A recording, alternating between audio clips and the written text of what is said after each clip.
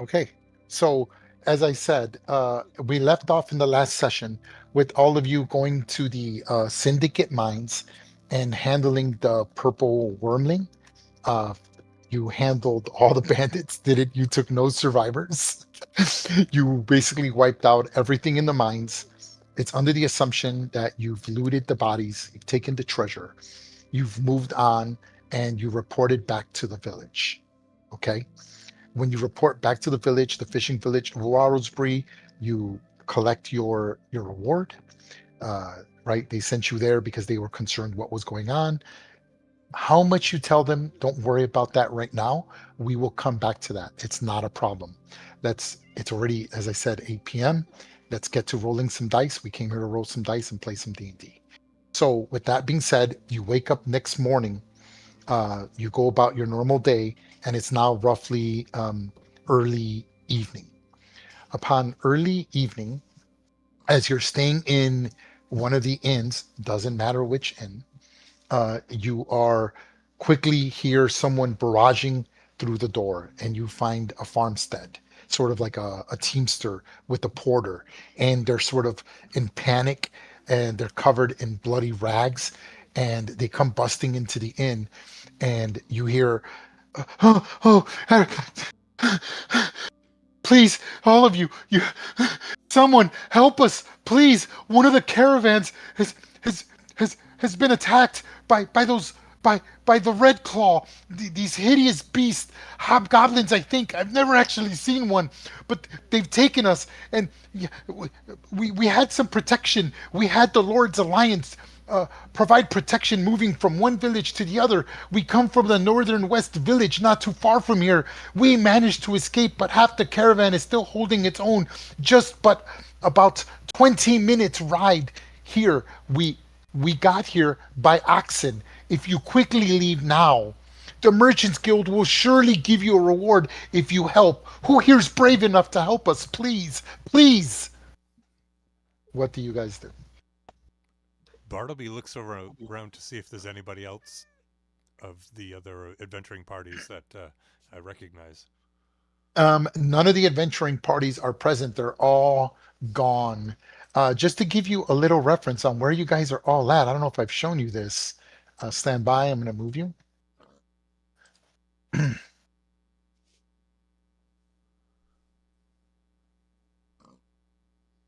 That is where the four campaigns are currently at on the map. The red squares is what the players think is the Scarwood, the Eagle Scar. The Driftwood is currently in Eagle Scar Post. There is the Primal Pact. There is the Gadabouts, and that's where the remnants are on the map, as you can see on the map. Yes, you guys can see the map. Yes. Yes. I do. Oh, Yeah. So that's if neat. you zoom in, so if you zoom in pretty good, you can see kind of where everyone's at. That's fun. Okay. Now you know this because you're all of you are sort of working. Most of the campaigns are working for one of two factions. They're either working for the Am Noble, who's hiring them to handle more financial stuff. For some reason, the Primal Pact has been doing more of that. The Remnant group is in support more of the Warlsbury Chieftain, which is what the majority of you are getting your missions from. And the Driftwood, which is the group we meet up on Monday, they are sort of doing that and additional side quests as well. As you can see, they are the farthest from you. They're the closest to the capital. The rest of the groups are relatively close, with the remnants pushing far north. The caravan that he's speaking of in the village, he's talking of Olafstad. So he's taking the route from Olafstad past the Crawling Grove and making his way to Warrosbury, and then taking the road from Warrosbury to Blackstone, Blackstone to Kildare, which is the capital of Alaron. So he tells you that they got attacked just outside the border of the village by these Red Claw. And as you know, some of you had dealt with Red Claw before. They're dangerous, but for them to become so brazen as attack so close to the village, that's definitely something to be concerned about. And the only ones doing anything about it seem to be the adventuring groups like yourselves and a few Northlanders who are taking advantage. So mercenaries are sort of making their way more. More mercs are appearing, which is lowering the cost of your missions because it's being flooded by people, Viking like people, the Northlanders, that are now taking these jobs for like physical security, PSD. They're handling small little eviction things. And so the Northlanders are loving it. They're liking that this Red Claw unit has made its way here for whatever reason, and they're looking for something. You know this. You know that the Red Claw are looking for, this is common knowledge now, at least among the adventurers, that they are looking for three reliquaries. And so far, only one has been recovered, and that's by the remnant group. So there's still two reliquaries that they're looking for that, and they're also taking certain individuals, but nobody really knows why. Why are only some being taken alive and going back to wherever it is that they are going? Nobody knows. Also, nobody knows how many Red Claw are here.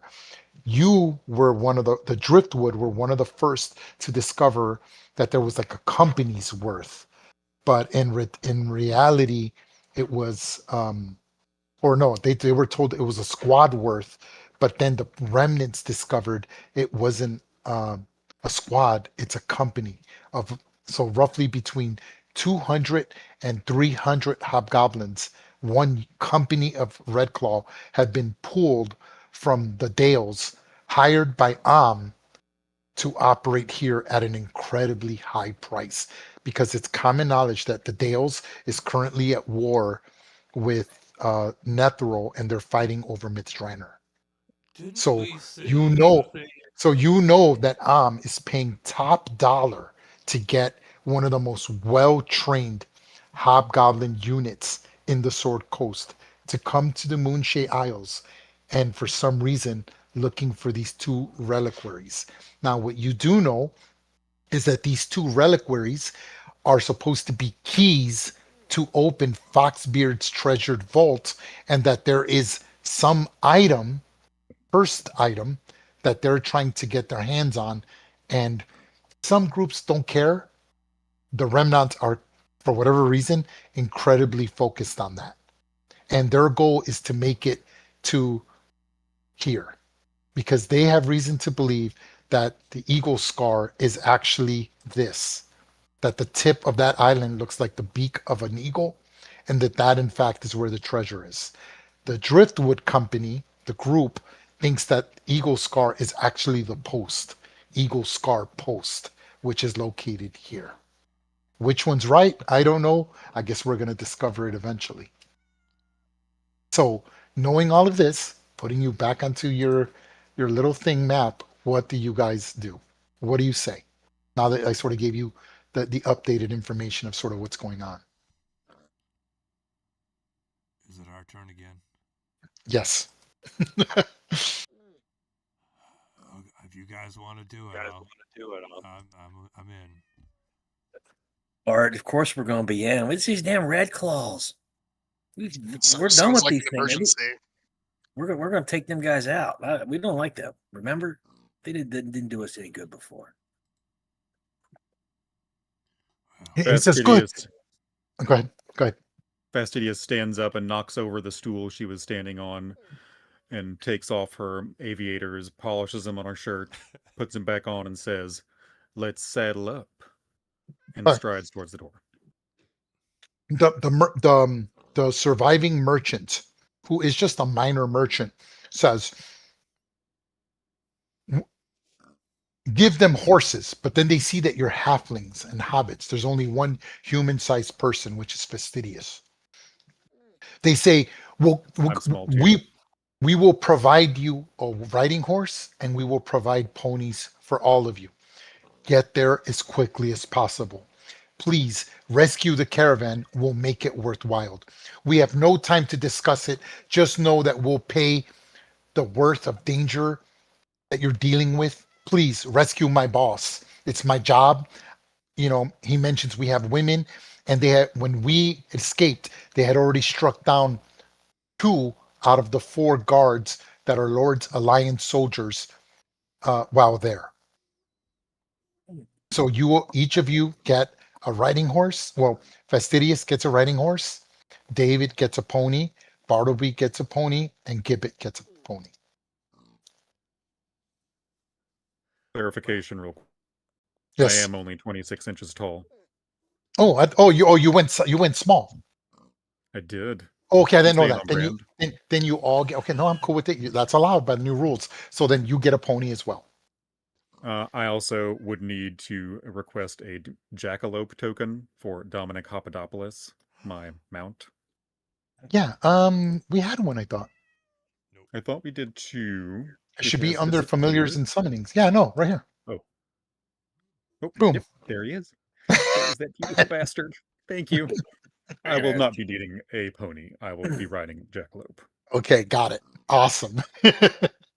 Any other questions, folks? Nope. Okay, let me set the. You might want to put your music on if you at a level that you're comfortable with. There's 2 things I'm putting on here, so stand by. Oh, by the way, I put death screams in now because people requested death screams. So whenever you knock off an NPC to 0 hit points, you will literally hear the Wilhelm scream. Because people were like, I want to hear it. I want to hear it. I'm like, okay. Okay, so let me put the dark and stormy night. So, question. I'm listening. Dominic Papadopoulos is a large jackalope with 18 strength. Yep. Could he, Yep. while moving over land, not necessarily during combat, but could he carry all 4 of us? There Okay. are 4 squares on a large creature. Yes. Okay. So I will say yes, but then he will be at a reduced. He'll be like over encumbered. It's not about size. It's about how much weight he can carry. Even with 18 strength, all 4 of you, I'll say yes. He carry all 4 of you. It will be encumbered, so he'll be at half his movement. 3 of you, I'll say is fine. But we'll just keep it simple for now. But all Okay. 4 of you, it would be difficult in combat for sure. But just for like terrain value, half his movement. Okay. If he carries all Not 4. necessarily that we are doing that, just as an option. Yes. Back pocket. Okay. So you notice that again, as I've mentioned in all of our sessions, a storm is brewing and it's getting worse. It hasn't stopped raining since you've been in the Moonshade Isles, but the rain is progressively getting worse, and you could hear thunder and lightning now. Also, what's very common to the Moonshade Isles is fog. As the evening rises, the condensation and the Moon Sea Isle shifts and fog begins to gather. And you can see that at this point, the fog is so thick and that the merchant actually warns you. He's like, we only managed to escape due to the thick fog. I swear we can't see beyond a few feet of our vision. Now, as you know, dark vision does not help with fog whatsoever. GM to players, the rule is going to be 30 feet. All of you will only be able to see 30 feet. Anything beyond that, the fog is too thick. Think of Excalibur, the end of the movie of Excalibur when they're fighting, and he's like, the fog is thick. We will go to the old ways. Dismount your horses, pull your swords, no lance today. So it's like that. Like the fog is thick, and you're like, oh, this sucks. Now, I want you to understand that my NPCs are also under the same restriction. What do you do upon hearing this? Are we on a map? Because I'm not seeing a map. Not yet. Not yet. Okay. I'm gonna. Not yet. I just need to know kind of what you're doing first. I'm ready to saddle up. Yeah, we need to make haste. I gotta find my pony. I've always wanted a pony. Thanks, Ray. Now I got a pony. Okay, awesome. Give me 1 second. I'm just adjusting things. I got to change your lighting to match the standards I've set. Doing that now. guys are gonna- Fastidious is you guys are holding gonna love on to Dominic Papadopoulos's antlers, and onto one of his antlers with one of her feet on top of Dominic's head. and looking like the Captain Morgan captain stance. Very nice. All right, Ray, I want you to make a decision. My Sure. magic thing is my bow. If I have it Okay. slung over my chest, is that different, or do I need to be holding it in my hand What are we talking about? For what? to be able to cast the spell? No, it needs to be held in your hand. It's an arcane focus. Okay, and I'm holding on the best I can with the bow in the other hand. Okay. Okay. Again, there are now, as a reminder, I have the rules here for you. I will share it with you. Keep this on your side. You can bring it up on your own. I have special rules prepared so we don't have to spend time looking in the rule book called Mountain Combat. These are not war horses. So I need you to understand what will happen if you take a horse or a mount that is not considered a combat trained. Dominic is considered an ally. You don't have to worry about half those things on there. But the rest of you, if you want the horse to attack, that's an animal handling check. If the horse gets hit, that's an animal handling check. If you're casting concentration, if you're riding harder than base movement, that's a concentration check. So I want you to understand that these are not war horses. These are everyday farmer horses that are not used to spells, magic, fighting, harsh weather, lightning, thunder. Okay? They're sweet summer children. My little pink pony. It's all right. Can't get me there. Okay. I'm going to put all the on the back of Fastidious on I'm going to put all the tokens on the map. Stand by. I'm going to shift you to the map now. Stand by. Doing it now. I just got to resize you all. Give me 1 second. Paste. if there's room. At Why one they- point, Fastidious will lean down and have a conversation with David about the possibility of using Dominic to, like, dropship style, place him in the middle of lots of dudes so that he can slaughter and then get the hell out of Dodge. And if that is something that David is interested in, then once we get close, David could hop on and, like, grab a saddle strap. I'm not all that familiar with wild animals, but I suppose that I could make an effort. Oh, Dominic ain't too wild, not at all. She quite a cultured beast. Okay. Hold on. So, hold on. I'm going to show you the map in a second. Again, you're only going to see 30 feet of the map. Okay. So bear with me here. I'm just resizing it all. Okay. One. You can adjust your order. You're going to be within a green square. You can adjust your tokens any way you like within the green squares. Does anyone not take a mount? I understand that Fastidious is riding Dominic. Not a problem there. But the rest of you are riding ponies. Is that correct? The pony does come with standard equipment: hooves, saddlebags, saddle blanket, and a saddle. Nothing more. Bartleby is holding on to the back of Fastidious with one hand, one arm. Okay, so you do not have a pony. Is that correct? That is correct. Okay, got it. Okay, adjusted that now. Ray, Okay. can I get just a small bag of feed for the pony, just so? it Sure. keeps Yeah. I some- mean, we'll say that there's feed. There's feed with the saddlebag, right? Okay, cool. Yeah. Thank you. Yeah. Yeah. Could I Okay. get I don't want to have some to worry about feeding this damn thing. Let you me know? let me put the green square. Okay, hold on. That's the I would starting like point. 3 apples to treat every pony. Rectangle. 3 apples and a carrot.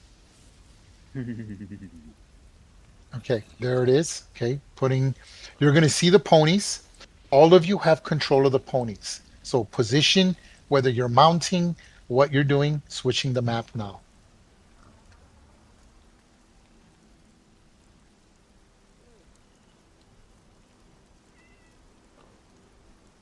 If you cannot see anything, I really recommend you get out, log out of Roll20, not hit the refresh button, and log back in. If anything looks weird, do that now.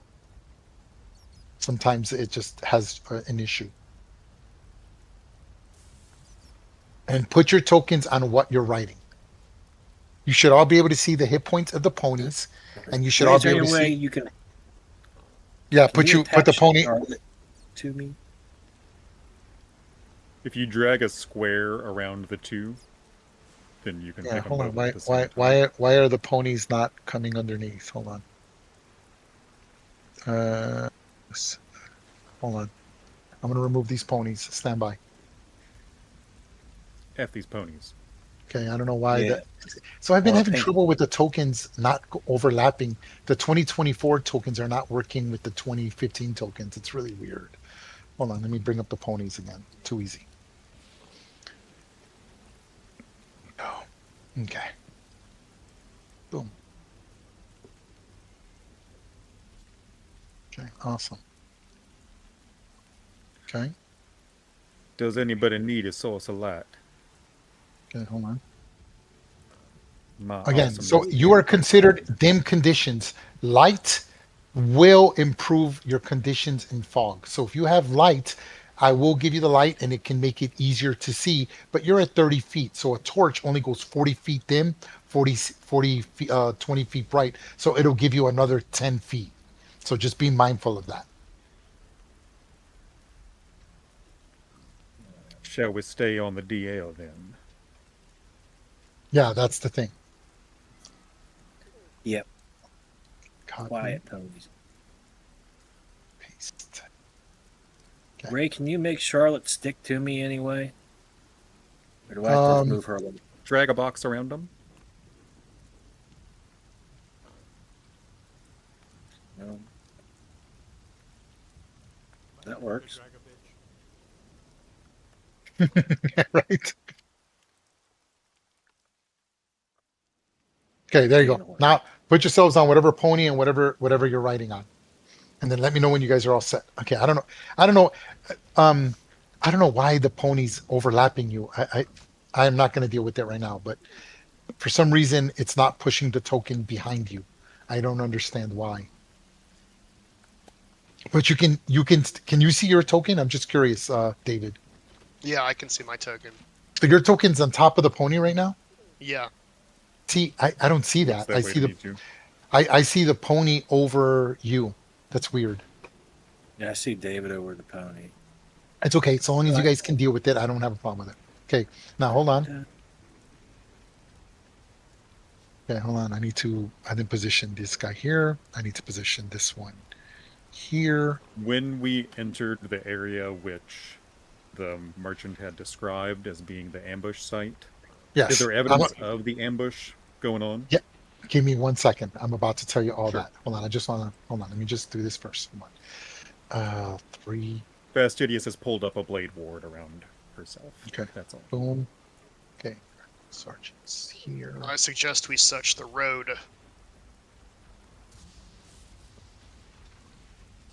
Happy to oblige. Okay. Good. All And right. I will cantrip up a guidance upon myself as well. Okay. Because I always forget about that one. What am I looking for? I forgot what I'm looking for. Oh yeah, yeah, yeah. Give me 1 second. I need to bring this up. My notes. Help I had my notes. Log into my notes. Yes, I'd like to continue with Google. Yes, under my name.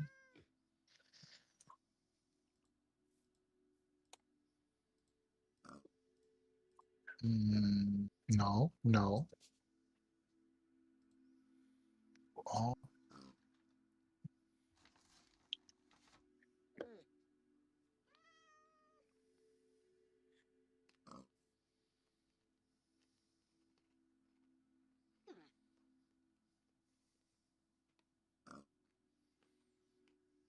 okay.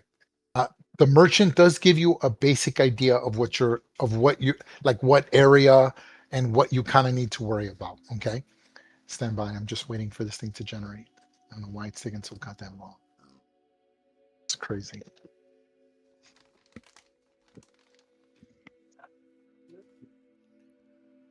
While you're doing that, are we coming from the east or heading towards the east? You are going actually northwest. Oh, So okay. you're southeast moving northwest. Okay. Ah, there we go. To work. Okay. So he tells you, bear with me. I know you're not going to be able to see it on the map, but I'm going to do my best to guide you in. Stand by. So he Same describes here, to working. you, Sure. Yes, I recommend you zoom out on your map, okay? So I recommend you zoom out on your map at this point. Snap to center, measure, broadcast others. Zoom Yep. achieved. Okay, so he tells you that there's 2 roads that connect where they got ambushed. Here is road 1. And it goes all the way up like this. You guys all see that? Yep. Yep. Okay. He tells you that you are on road 2, which connects to road 1. Okay. He tells you that the ambush took place next to a hay field. He tells you that there's several large hail bales that the Red Claw were using as cover. You'll know it because you'll see a scarecrow in the center. Now, you don't see it because of the fog, but I'm going to point out to you where the scarecrow is. Right there. Where the arrow's Okay. pointing. Yes, where the arrow is pointing. Yes, right there. Okay. Okay. What you're looking at from your vision is a wooden fence, like to keep horses in and out. Okay.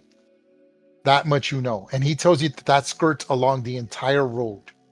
He tells you that he heard a horn to signal the ambush, and he heard commands coming from higher ground, which is slightly elevated to the northwest area of the ambush, which I'm going to point out to you now from where you're at.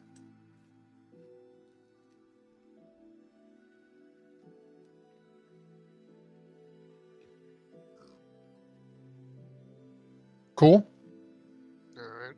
Okay. He tells you that they were attacked by a volley of archers from the hail bales. So this is representative of all the hail bales.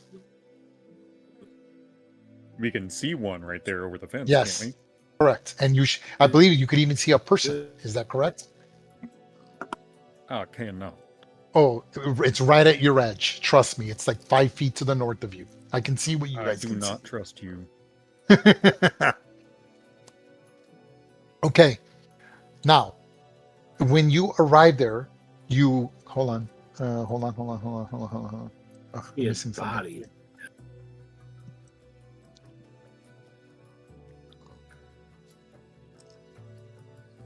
Fastidious scrambles across the back of Dominic and leans over down to Gibbs and David and says, "So, shall we try to take out the archers, or shall we make a beeline for that, what may or may not be a command post?"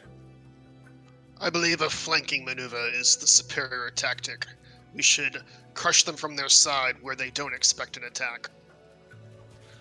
Archers it be then. You hear the clashing of swords in the distance, and you can distinctively hear it. I'm going to show you. You hear the majority of combat and screaming from women and men, and you hear the clashing of swords against shields and swords. 2 different locations. One is here, and the other is here. Well, that changes things a mite bit, does it not? Okay. I think so. Now, okay. With that being said, okay. Now I heard people were going to activate certain things. I heard someone was going to do Blade Ward or something. Or what is prepared before you arrive onto this map? I will allow you to do anything you want prior to coming up to this particular location. So who's doing what? Fastidious is pulling the I have air guide. around her to spin a little bit faster, and she's casting Blade Ward. Okay, Blade Ward. So that's concentration. I'm putting the concentration marker on you. Okay, anybody else concentrating on something? Guidance. Guidance. Who's the one Yeah, I casting have guidance? Gibbs. Give it. Sorry, I'm pulling tokens over because you guys are underneath. Oh, there's Give It. Okay, got it. And putting concentration on Give It. There we go. Okay. With that being said, everyone roll initiative. Make sure you click on your token, please.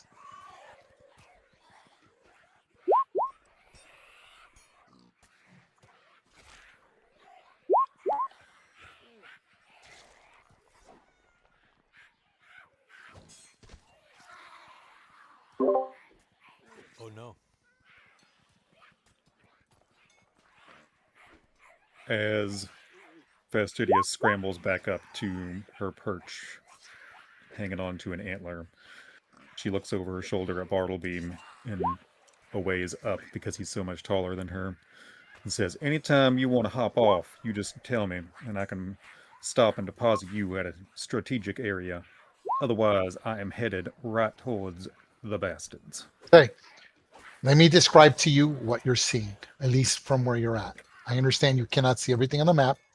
I'm describing to you right now this rough area here. So I'm describing sort of this, which is right at the edge of your range, this area. Okay. You realize that the moon casts its soft light over the countryside. The muddy dirt roads are puddled with rain, making the way precarious in shadows of the gullies.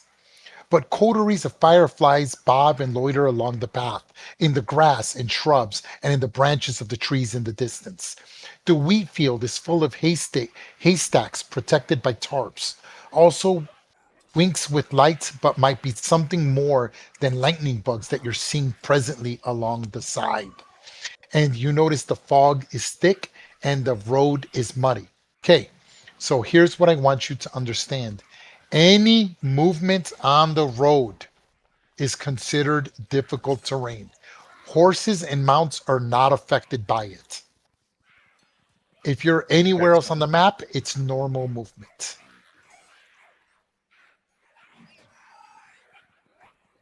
So Jackalope moves normally. Yes, if so long as you're mounted and but once you dismount, you're moving at difficult terrain only on the muddy road. If you're on grass, rock, you are good. Hello? Who just logged in or logged out? 1, 2, 3, 4. Can you guys all hear me? Affirmative. Let me let me disconnect. Affirmative. I think it's Gibbs. Can you guys hear me now? Tony. Okay. Tony, can you hear us? Let me disconnect them. Hold on. See if he logs back in. Bartleby, you can hear us, right? Yes, I'm wondering where Okay. cousin went. Well, I disconnected him because we No, couldn't I hear know. him. So maybe Oh, I'm good hoping idea. I'm hoping he kicks in. Why cousin so quiet? Okay, maybe he doesn't real maybe he's away from keyboard or something. I don't know. Well, we're gonna go with it. Let's Yeah, hope he he's logs typing. back in. But hold on, Ray. Uh, Yeah. Fastidious said, "Oh, internet just took a shit. I'll be back ASAP." Okay, no problem. So Fastidious leans back and says about me hopping off and stopping, and I just look at her and say, "I'll take care of it. It will be fine." So now continue. Okay. You arrive to this muddy, rainy, foggy situation. David, what do you do first? Hearing the sounds of battle, my blood becomes enraged. The people are being injured, and I begin Here he to goes again. meditate on Sylvanus's justice. And bonus action, I fly into a rage. Of course Oh you do. my goodness. Of course you do. Of course you do. Look at him go. Hold on, let me add the rage marker on you. Um, We never did establish why you so angry. there I you go. don't believe. You're good now, David. What are you gonna do? All right. Can I see the pony's stats? What's the pony's movement? That's all I Oh, care. yeah. Hold on, give me 1 second. I'll let you see the pony stats in a second. I'm sorry. Let me delete this one. Delete file. You will all be able to see the stats in a second. Yeah, you guys can. If you hit Alt and double click on the token, you will see all the stats on the pony. Okay. 40 feet. Got it. Okay, so I move forward 40 feet towards the sound What? of battle. I move Move, move, forward. All right. move your pony. 5, 10. I recommend everyone use their cursor so that you can see the map as it opens up because that might change your action. Once your token is set in, you're not allowed to move it. So I just want to make sure you understand that. Are we playing chess rules? Uh-huh. 30, 35, 40. See what you see. Get your finger on the button. Don't let go of that trigger. So as you move up, I'm don't going to hit read the I'm going clock to read yet. to you a description, David. The Okay. description I'm reading to you now that you can see where you're at is this area here. Okay, Okay. stand by. As you cross the muddy road with fog and thick rain, you notice vibrant green and cool silver colors flying over the shorn wheat fields immediately to your right. You can see hands grazing over stems of hay, and you notice a red claw scout here. This red claw scout is wearing studded leather armor, has 4 daggers like scabbard across his chest, and a quiver with 10 javelins. He seems rather skinny and but agile. That is what I've just described to you. All right. Okay. I'm also going to describe um, this area here, what you're seeing here. You notice a signpost which clearly redirects the two side roads, but you can see a farmer who clearly is fighting a large red claw piker. He's thick and strong. He is wearing and broad shouldered. He is wearing splint mail armor and only holding a javelin quiver with 5 javelins in his back, and has a large pike and seems to be attacking the farmer who, and the farmers have 10 hit points. I think you guys can see their hit points. If you can't, they only have 10 hit points. But you clearly see a dead halfling and a dead Lord Alliance soldier who just clearly went down. You also notice another dead farmer laid out onto the ground. And you can see the edge of the wagon with 2 ox, with the female doing her best to keep control of the oxen. What do you do, David? All right. Well, I used the pony's movement. Yep. So getting off is an action. Is that how that works? After movement. Half my movement. Okay. It's in the very folder I sent out earlier with mounted combat. It says all that. But yeah, it's Okay. after movement. So I'll get off half my Mhm. movement, and then so that was 15, 20. That's the road. That's difficult terrain. Okay, 25. Right. Yep. And I guess I'll end my move. So I've only done my. Do I see any enemies? I don't see any enemies, right? No. You could hear them.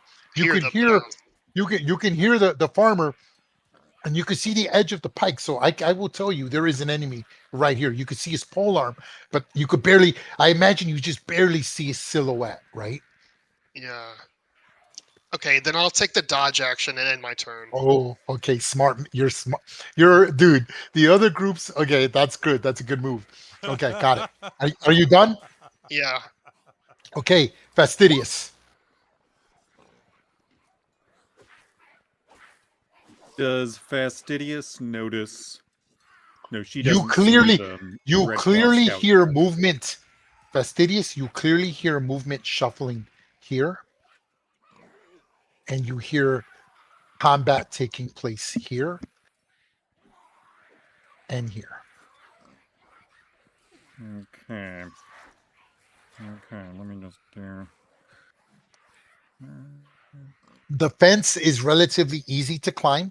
It will just require an animal handling check, and it will count as difficult terrain only when crossing the fence.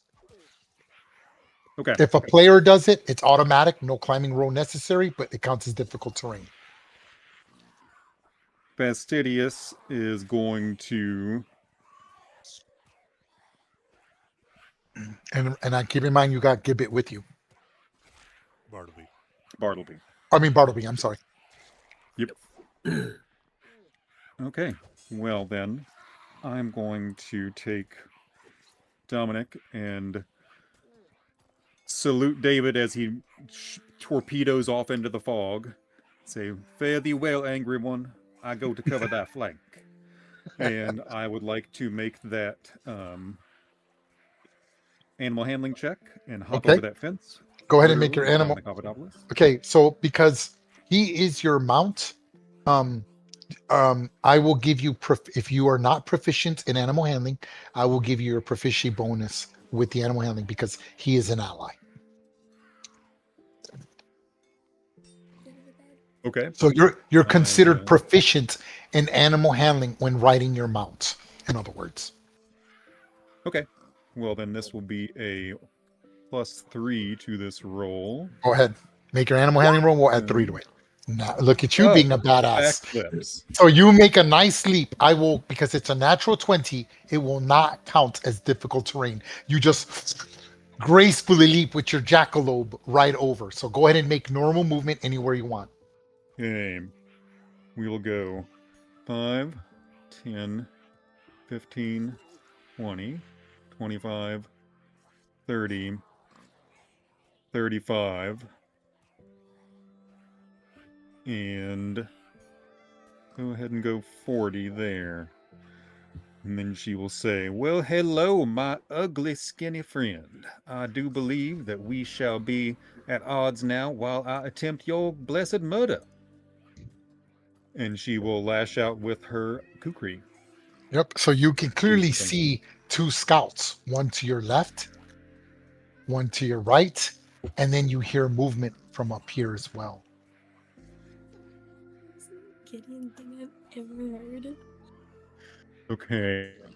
I almost got a spit take out of my daughter. So That was hold great. on. Bartleby is riding Oh, on top, sorry. so Bartleby's right there as well.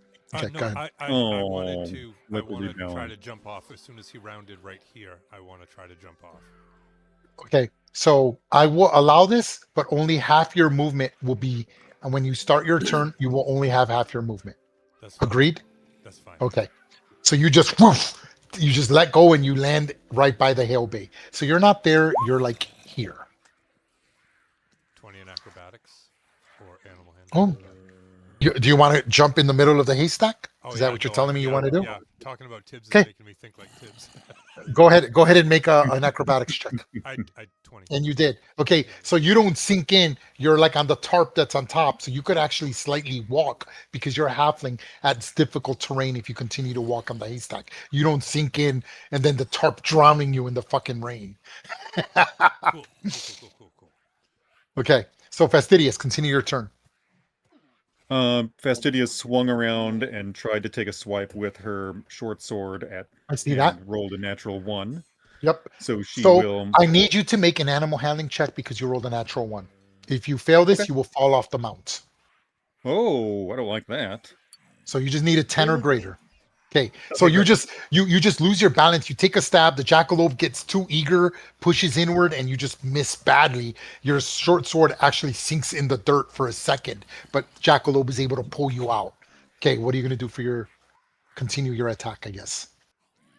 Yes, she will swing back on the backstroke, and with the momentum of pulling it out of the ground and try and catch him on the uppercut.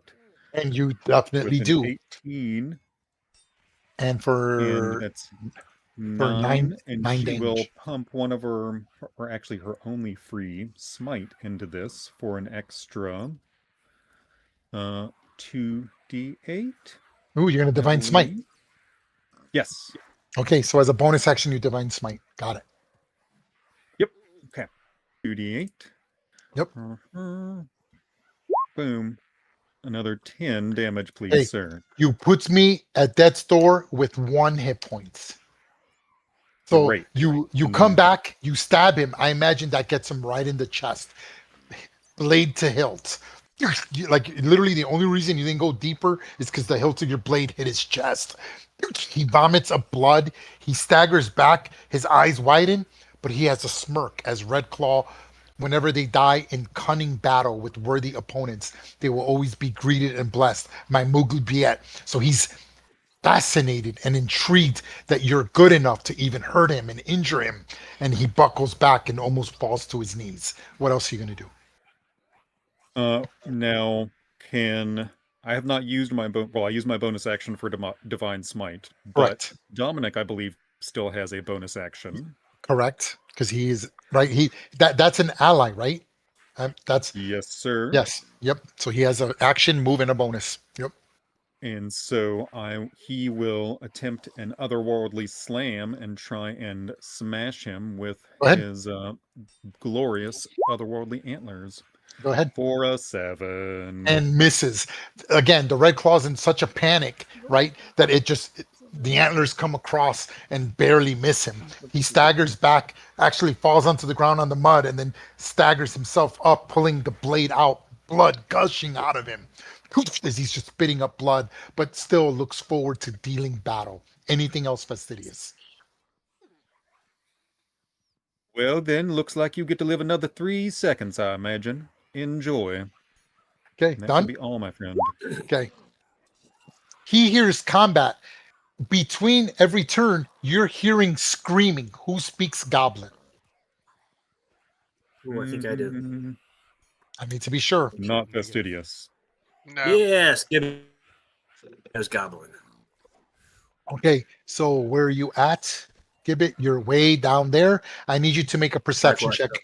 I need you to make a 13 DC perception check, or you don't hear anything because of the rain and the Cool. thunder. Perception. Yep, plus 13 or my greater. Guidance. Okay, you Yeah, just okay. make it. No guidance. So there's rain and thunder and lightning in the distance, and you're barely able to hear, but you're hearing commands coming from here. So all of you hear shouting in Goblin, and it's loud enough that he's using like a horn to amplify his voice like a megaphone. And what you hear is move forward, flank them to the right, deal with the beast. It allows them free movement. Okay. Okay. All right. Right on. At that point, you then hear it moves down. Hold on.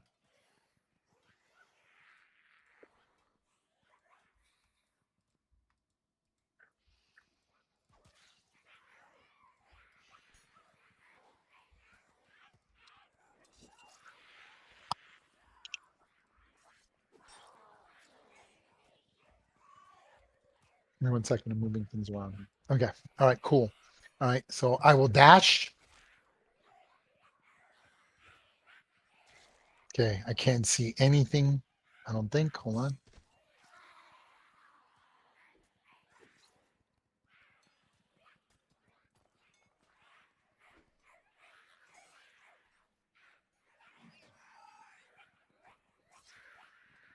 Gosh. Okay. I can see now. Okay. So he's going to push here. And he's able to barely see Fastidious, but he's going to target the mount.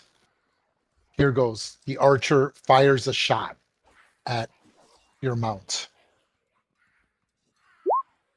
21. I He will hits- use Veer, Okay. Go ahead. I don't which know is if that does. part of the mounted combatant. Uh-huh. Oh, you actually had the Dude. feat. I took the feet, bruh. Oh, dog. that's badass. You're the first, dude. Okay. All right. I don't know what it does. So- This is cool. Okay.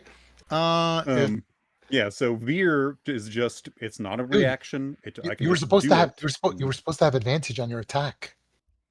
Oh, that's right. I was. Oh, that's okay. It's okay. Totally It's okay. forgot about that. We know now. Okay, if your mount is subject to an effect that allows it to make dexterity saving throw instead, if for your mount to gain the benefit, Veer, while mounting, you can force an attack to hit your mount instead of you. So you want it to hit you instead. Yes, and Okay. first you will need to roll minus 1d4. Okay. Why am I? Is that what it because says? of Blade Ward. Oh, yes, because of Blade Ward. Because Here now goes. you're targeting me. Yes, I see. Ooh, yes, okay, I got you. I see what you're gonna do. Okay. 1d4.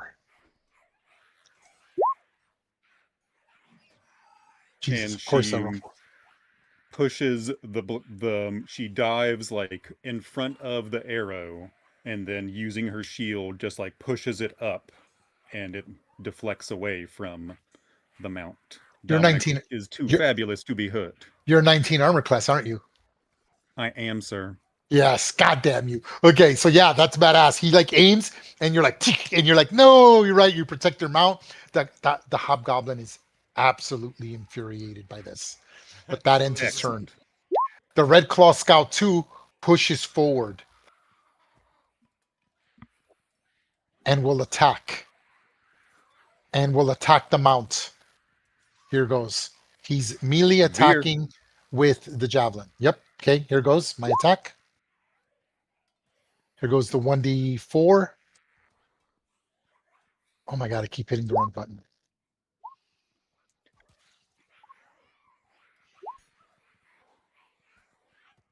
So 18, 17, 16, 16 armor class.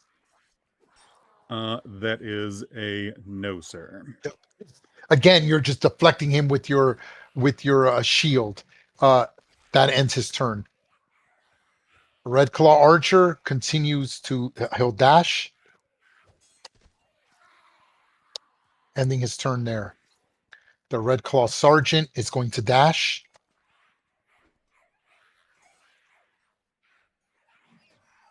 Ending his turn there. Gibbet, your turn. All right. I want to move up. Let's see. Dismounting the pony takes half my movement, correct? Correct. All right. You're going to dismount there. You're not going to move with the pony and then dismount? Well, I'm going to move up to the fence and then. Well, why don't you move wanna up with get the pony? Just move up with the pony so you don't use your movement. Oh, okay. Well, I could do that. Move up with the pony. Bum, bum, bum, bum. Let's go right here.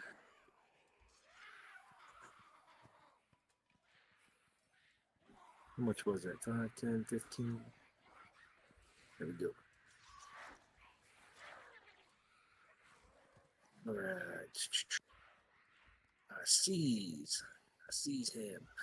Oh, I don't want to be a target, but I want to go ahead. I'm going to cast Fairy Fire. Oh. Okay. I want to. You know you can only see one Red Claw Scout. Okay, but I thought I heard 2. Would that matter? You don't. Let me read it. Just says Objects each in a, creature. objects in a 20-foot cube. Where do you want to target? Just show me where you want to target. All right, let's go right. I see the red claw, so I'm going to go. Folks, if you hold down B, I will be Yeah. able to see where your cursor is on the screen. Oh, okay. Hold Right down there. B and you could just show me on the screen. See, There you my go. shit's Where- acting up. just show me where you want to put your target. I'm trying. It's not cooperating at all here. Yeah, I can see it. All right about there. Does that work? Okay. Where go ahead and just hold in B for me one more time. I find my cursor right about there. See it? I do not see it. Where could you move it around? I don't know where it is. See anything? No. I saw hunters. Yeah, I mean, there's his B. Okay, This is my cursor. There's Bartleby's. Okay, so then let's do it the old-fashioned way. Hold shift down and then just hold in the left button and it'll do that. Do that for me.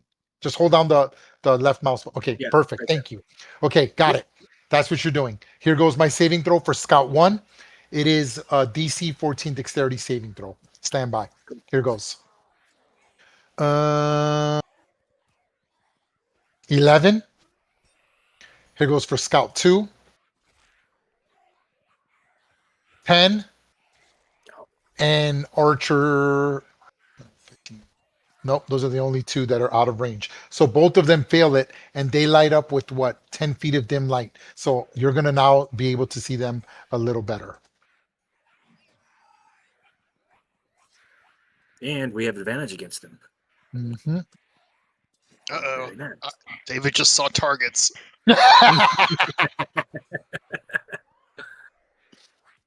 Isn't that cool? Okay, hold on. I'm also going to put the little plus. So this is a reminder in case I forget that you guys have advantage on attacks on them, okay? Because they have fairy fire casted on them.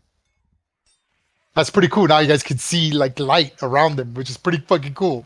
Okay, so that was your action. You still got move and a bonus. All right, let's see here. I'm going to move a little bit. Yep. Just so you know, you're no longer. Oh no, there's no concentration for that. You're good. And can I climb on top of that? I can get on top of that hay bale, right? Yes. It's difficult terrain, but you can. Okay, yeah, I've got the movement to do it. So I'm going to position myself right there. Okay. And And that gives that'll you a be all. bonus. Okay, that's a Yeah. lot. Okay.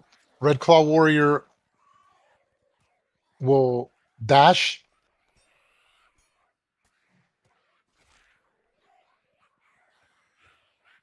Okay. Ending his turn. Red Claw Scout, the one that's almost dead and has got fairy fire on him, will have nothing of it. And they see that you're defending your mount, and they're like, well, screw this. We're going to just attack him. So they attack you. Sounds great. Here goes. 12 and misses as you just, Minus again, you're just, 1d4. he misses, right? Like, hold on, let me keep this die roller out. Can I keep it out? It doesn't let me pull it out. That sucks. That 1d4 Okay, that's fine. is always this round. It's nice. Okay. And then he's going to maneuver slightly here. Right there. Okay. Ending his turn. Red Claw Piker, David, you finally see him. He ignores the farmer because he's getting commands from his captain to deal with threats that are far more dangerous than a farmer with a sickle. This is what the farmer looks like. Right? He's like doing his best to like protect his wagon. He just ignores him, and he wasn't in melee range because he was attacking with the reach of 10 feet. So again, they suffer from difficult terrain. So I've moved 20 feet, 30 feet. He steps over he like intentionally goes out of his way to step on the helm, the chainmail helmed soldier of Lord's Alliance, and then he's going to dash 10, 20, and he's going to stay right there, ending his turn. So you see this piker, and he's huge, right? Wearing splint armor with the huge pole arm, and he looks like he's going to charge you with it. Okay, the Red Claw Warrior, the other one will dash 5, 10, 15, 20, 25, 30, 35. I will dash, putting me there. Okay. Okay.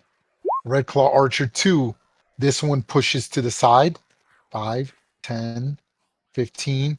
And while there, he sees two open targets. He's going to fire at Gibbet. Here goes the attack on Gibbet. Okay, now hold on. I need to see if you can see that far. You can. I can Here see. goes his. Yep, here goes his attack. 13. God damn, I'm rolling crappy. Yeah, This good. this arrow just so like you see him in the corner of your peripheral vision. He aims and you're like, oh no, and you're like on this hay. You just put a little weight on your body. You sink a little, and the arrow overshoots you. Bartleby, Excellent. your turn. Remember, difficult terrain while you're moving on the hay thing. All right. Where'd that come from? The Oh, arrow he's came over from the over arrow there, came over from there. this direction somewhere. Yeah, he's over there. Holy. Well, I'm going to clean up this right in front of me. And I am going to. Where am I? Come on. With advantage, short bow on full health guy because I feel like I wouldn't be able to go to Red Scout 1. So I'm gonna. Oh, put your volumes up for the Wilhelm scream if he hits. Okay. I'm gonna go. Yeah. No, I think that Dominic is in my way, so I'm gonna go for number 2. Okay, Yeah, number 2. Got it. Yeah. Oops. Come on. Why are you not? I'm sorry, I'm not getting advantage here. Oh, there we go. Are you serious? Oh, only one came. You didn't roll it. Okay, that's fine. There it is. Hey, there Okay. you go. As you know, we always take the first damage. So you take the 6 damage. So you do 6 damage to him. Do you have a sneak attack or anything like that? No? Negative.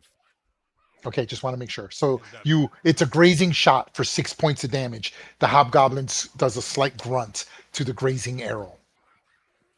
I'm going to You hold my injure him. position and resettle my footing and look around. Next. Okay, got it.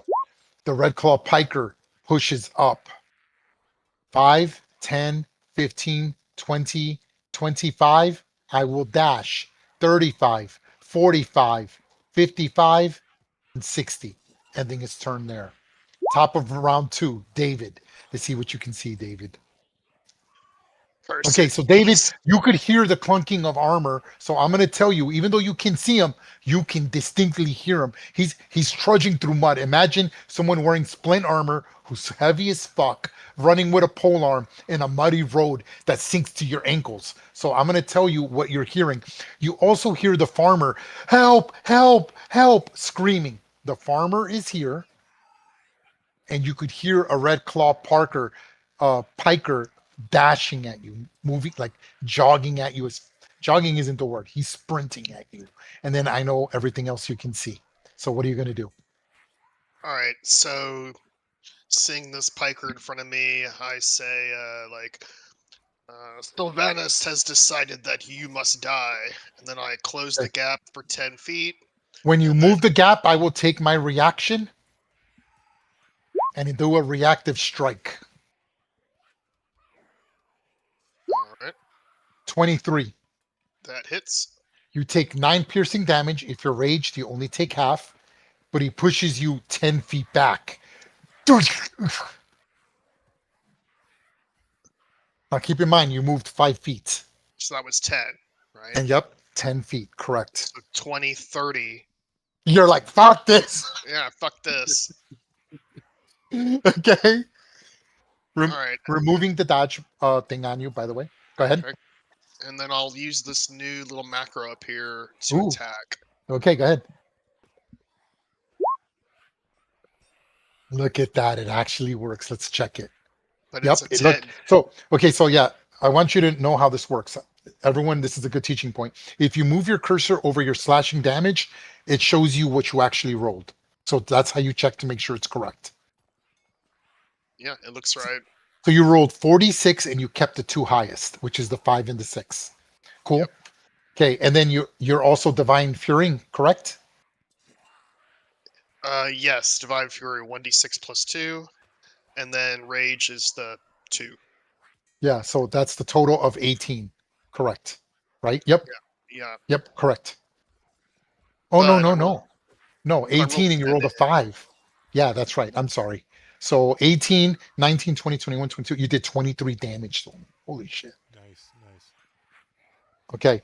You critically injure him. Call that attack. That is a huge attack. How do you like attack with this critically injuring attack? So after he had stabbed me, like forced me to fall back, I like wiped the blood off my mouth, and then just like charged forward, swinging my huge greatsword in an overhand chopping motion, catches him in the collarbone.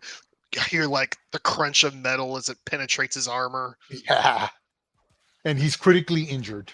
What else are you going to do? Second attack. I'm going to attack again. That is a miss, unfortunately. So it's not that you miss him, it's that you hit his armor, right? And it just doesn't quite, it dents his armor, but doesn't penetrate him.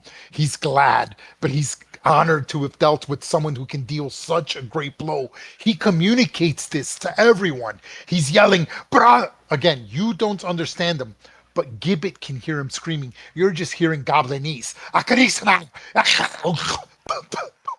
Right?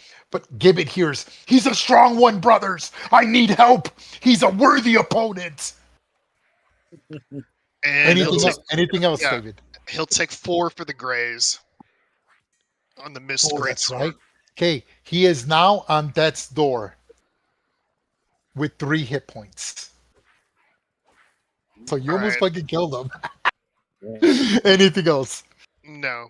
Okay, pretty good turn. Fastidious. Fastidious is swinging around the antlers like it's a trapeze set. And on one of her swings, her kukri lashes out at Red Claw Scout 1 with advantage. Go ahead. With advantage for double the reason. Okay, here goes. Let's see if you guys can hear the Yeah. Wilhelm screams. Hope you appreciate my efforts.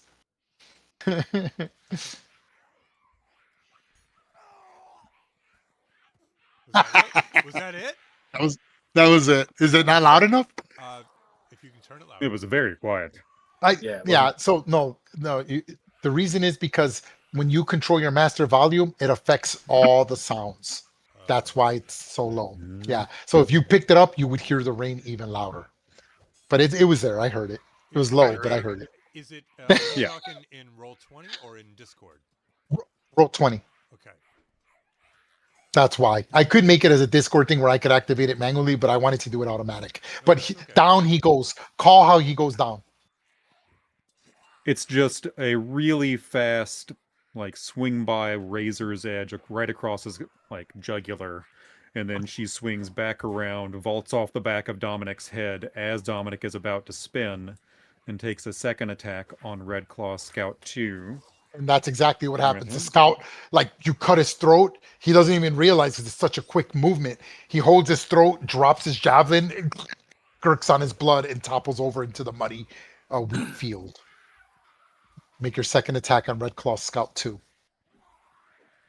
25 for 9 piercing, please, sir. It's a good attack. Okay.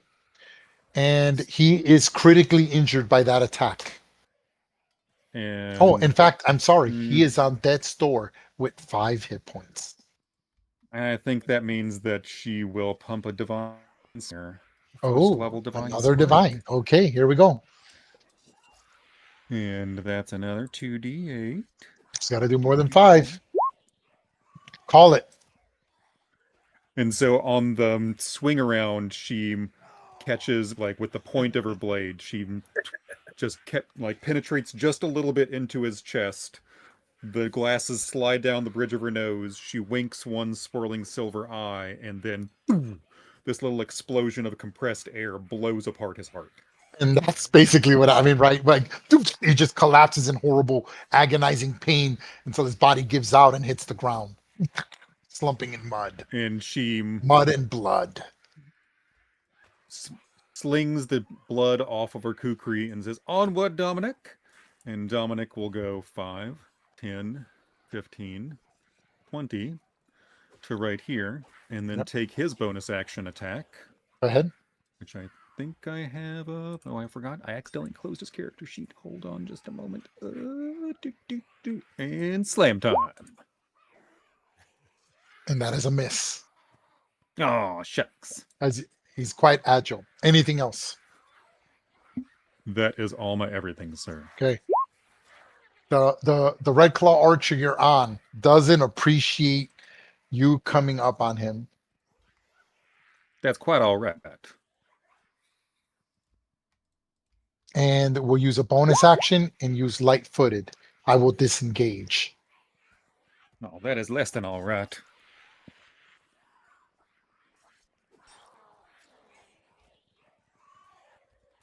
You just see him move. He like slides back, moves like he does like a very small cartwheel, clearly agile, well trained to disengage. As he's running, and then as he looks back, he fires a shot and tries to hit Dominic. Here goes. 23. Veer. God, I hate you. And Hey, that's a with my 21. reaction. Okay. That's a 20. That's a 21. With my reaction, I will cast Shield, Okay. and she just blows, and the force of her breath is enough to create this swirling. With her breath comes like desert sand that occludes her for the next 6 seconds. Yeah, because you're an Asimar, right? I am. Yeah, I'm that's genie badass. touched. Yeah. So this archer's like, oh my gosh, he's just like irate with you. But yeah, okay. Ending my turn. He's dead. Removing him from the initiative. The other archer and fires a shot at Dominic. Yeah. 19.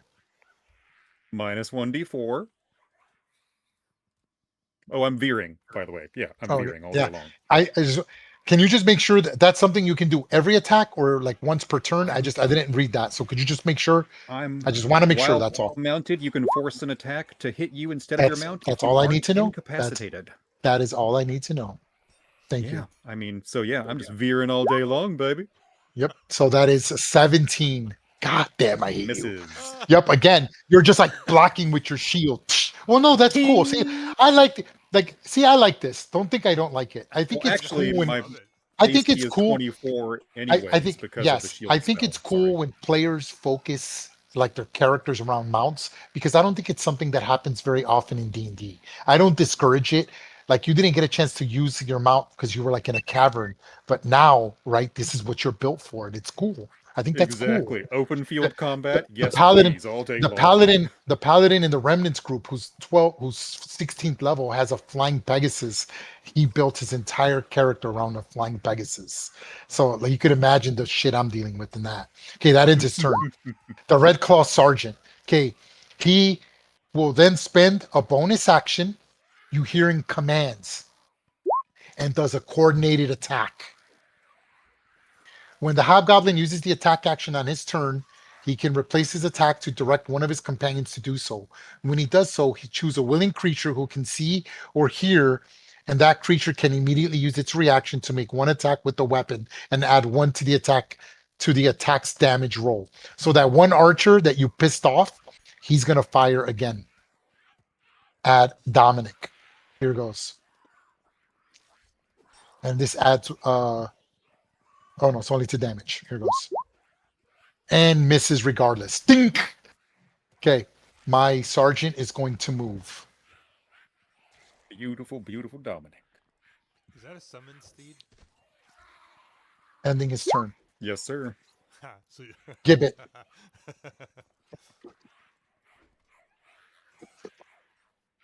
Gibbet, your turn. We I'm not gonna be able to do much. My 20 is down. I Oh, is it? can't really do much.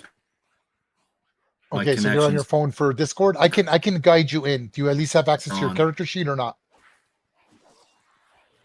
Okay, so I can help you here. Give me 1 second. I can open your character sheet. I can make the rolls for you. I'll describe what's happening. Give me 1 second.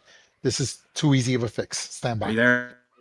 I got you. I got you. Give me 1 second. Let me just bring up your character sheet because I can make rolls for Sorry, you on your I'm just character going sheet. downstairs with my laptop. So Okay, where are you at? Go in the hay bale with Brands. Bartleby. Okay, let me push this over here. No, you're on.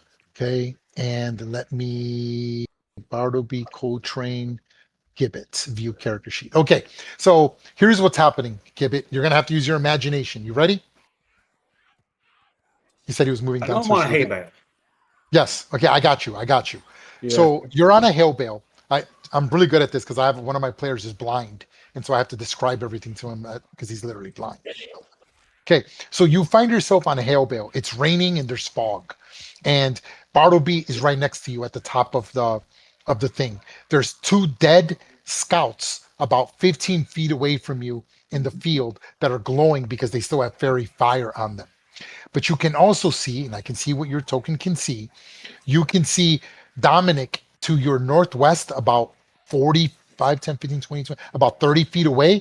But you notice an archer hiding to the bale that is trying to sneak up and successfully sneaking up on Dominic that you can see on the right, about 5, 10, 15, 20 feet away from you.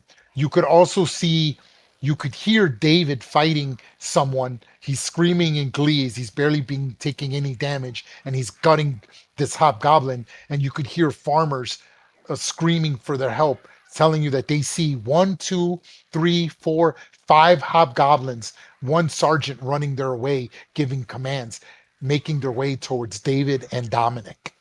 What do you want to do? All right.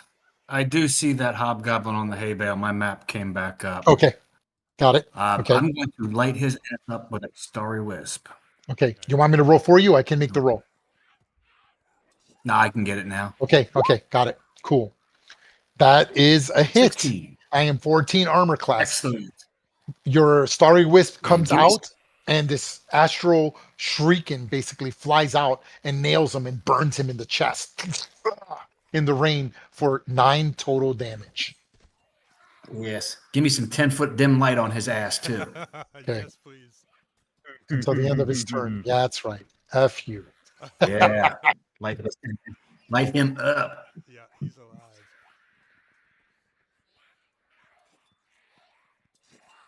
There it is. Until the end of Well, hello there.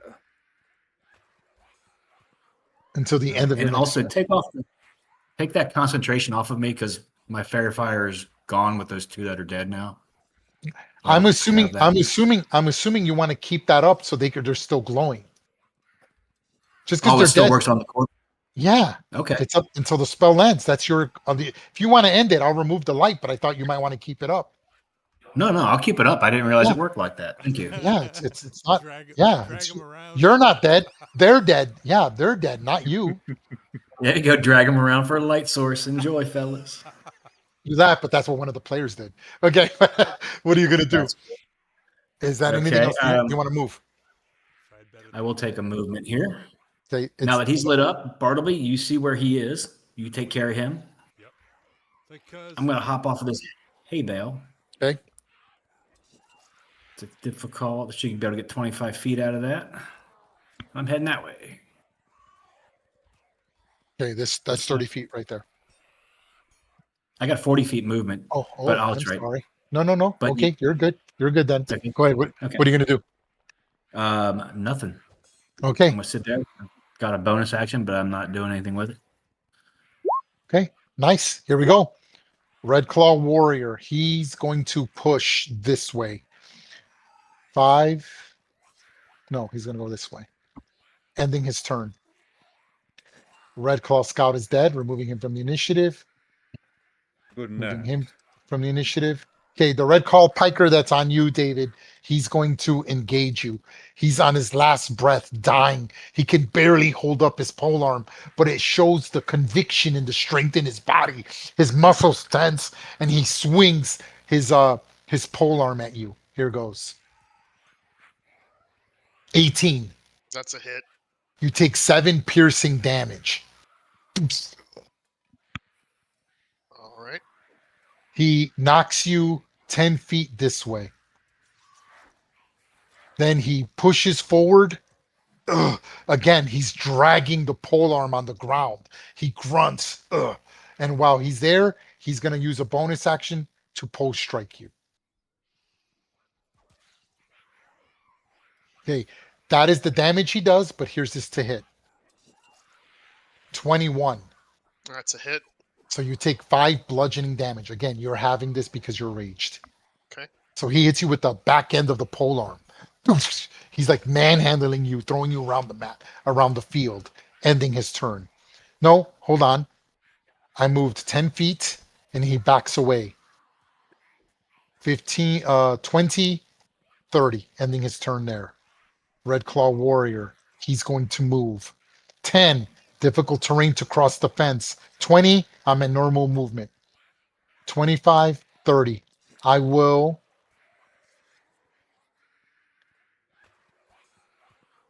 I believe I'm the one you're looking for over here. I will dash.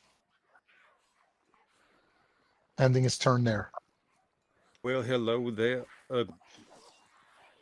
Okay. The Red Claw Archer, stand by. I'm making a stealth check. I have to defeat Fastidious's passive perception and Dominic's. So take a look at your passive perception and tell me if I defeat it.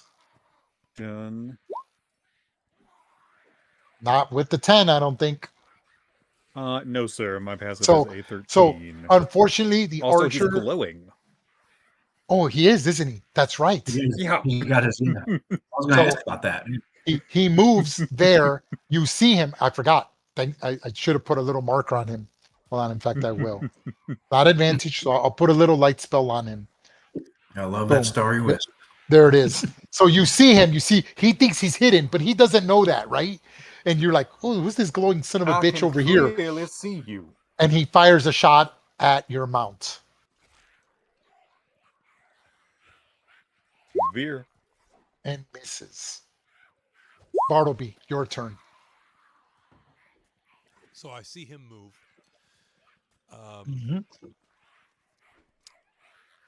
2 dead guys are still glowing. Let me just hold on. Let me just measure something out real quick. Okay, would you say that that is a quarter cover, half cover, or no cover for me? Right. For you, if you don't move from there, I will say that is I would say that's 50% cover. So Okay. he would be at a +5 to dexterity saving throws in armor class. All right. So, if I jump off, are you saying that I can land here Yeah, that would cost you 10 feet of movement. just for? What if I climb down? 10 feet of movement regardless. Now, if you want to slide down, I'll allow an acrobatics check and I'll let you do it for 5 feet of movement. If you fail, you go to There, speed now 0 you're and talking. you sink into the grass. Bing, bing. Okay, that's what little boy is sliding down the hill. Okay, go ahead, make your acrobatics. So you 15. succeed. So Okay. moving there is going to only cost you 5 feet of movement. Okay, good. 5, Excellent. 10. Okay, so all right. From there, Right there, his armor class is only improved by 2. 10. Okay, 15. You go one more square, it's a clean shot. Okay, 15. Clean shot right there. Yep. Boom. Let me get back over here. Actions. Scroll up. Okay, nod advantage. 1, 2, 1, 2, 1, 2, 3. Fuck. Okay. All right. Okay. So I still have 15 feet of movement. Yep. Uh-huh. If I try to drag that dead body, is that difficult? He's medium, terrain? so yes, because you're a small creature. Yes. Okay. So all right. So I'm So going you can move. here, You can move. Okay. and he's You could going place him where do you want him? You could place him anywhere you want adjacent to you. off, right between cousin I. Yeah. There you go. There you go. So you're like dragging this hobgoblin in the mud. Swinging corpse. Okay. All right. That's the rest of my movement. So your arrow misses and hits the tarp, the archer ducks and grins. What else are you gonna do, Bartleby? That's it. I moved. I spread light sources. There's boobies on the field now. Okay, the red claw piker. Okay, Nice so spread. this one he's going to move 5, 10, 20, 30, and he's going to dash. There. Yes. He will ready in action as he's waiting, hoping that the dumb gnome comes at him. There's the ready marker. So you see him propping his polearm, waiting for you to come at him. Okay.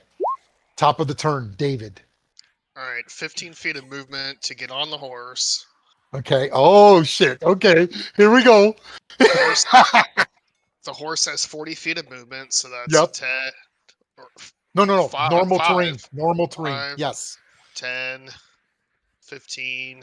Okay. When you go there, Red Claw Piker will attack your horse Okay. using his reaction. Here goes.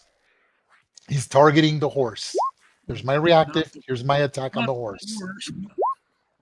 16 hits the horse, but only for 3 damage. But he rears back if it's large or smaller, which the horse is medium because it's a pony. So he hits the horse. I'm gonna take the damage off the horse. Give me 1 second. Oh. Give me 1 second. Takes only 3 damage. That sucks. Okay, but I need you to make an animal handling check Okay. as he pushes you back here, right there with the horse. Look at natural 20. Okay, because you rolled a natural 20, if you want to ignore the movement, I will allow you to do so. Do you want to or not? Yeah, the idea is for me to then get to Okay. this. So he pikes the crap out of the horse. At the last second, you manhandle the horse, and it just barely grazes the horse for 3 damage. You ignore, so it wasn't like he didn't pike the horse, right? What do you do? And then the rest of my movement to dismount and then swing at this guy. That's pretty cool. Go ahead. Okay. Yeah, go ahead. Make your attack. All right. That's a smart way of doing it. Okay, what armor class am I? I am a walloping 17 armor class. I missed. So Okay, graze for just 4. yep, and you're at a +7 to hit. That's crazy. Okay, so and you graze him for 4, killing him. So you I imagine you're on the pony, you don't dismount, you like leap off your pony. You you swing, he blocks it with his pole arm, but then like the pole arm, you're just too much weight, right? And it comes down and you're able to just barely put the great sword like across him and you just slice down and unfortunately it's just too much and he buckles to your weight and you're able to just sink your blade into his chest as you're looking at the other red claw. What else are you gonna do? Okay, I am out of movement, and I have another attack, but I can't reach him, so I'm going to use a bonus action, Hey, and so hold on. Before you go on, you are aware that you have an interaction. You could draw a dagger for free action and still throw it as part of that attack without. That's allowed because you're only holding the great sword. okay, then I'll do a Just so you know javelin that. at that Yes, other guy. that is allowed. A javelin, a spear, a dagger, a hand axe, so long as it doesn't Okay, have the heavy property or the two-handed property. okay, so javelin. Ah, it Yeah. hits. Very nice. Okay, that's fucking cool. That's okay. So he does 8. He did 16, 15 damage to him. God damn. Okay. So go call it. What does it look like? Again, you have bloodied him. So I basically missed, like it was blocked by the guy's armor, but the weight of the great sword just carried through into the helmet, caving in his skull. And in the same motion, I grab a javelin out of my quiver and just huck it at that other guy, and boom, sticks him. And he's like pissed off because he was hoping you charge him. And he's like, "Ugh, this I mean, that's a solid hit. That javelin like sticks into his thigh. Like right? And he's like, and he pulls out the javelin. And blood is gushing out. And of course he can't do anything, but anything else, David. Yes, I will use one of my Warrior of the Gods dices to heal 1d12. Okay, you have 41 hit points out of 50 now, don't you? I have 41 out of 50, yes. Yeah. Oh, you're not taking. You're worried about the other hobgoblins, aren't you? So I'm going to spend 1 die. Roll your 1d12. Wow. Do you add your 8. Constitution modifier, or is it just the 1d12? Nope, it's just the 1d12. Okay, so hey, not bad. Almost put you at max. Please adjust the damage on the hit points on your token. Anything else, David? Nope. Awesome. Good turn. Fastidious. Man, you're surrounded. That's crazy. Okay. Well, you seem to be a different breed, a bit Hey, more yes, this well-fed Red now, Claw ain't you? Warrior, I should have described them to you. This is what he looks like. These seem to be the pikers are like big, broad-shouldered, big muscles. This one seems to be like cut, ripped. He's clearly a veteran.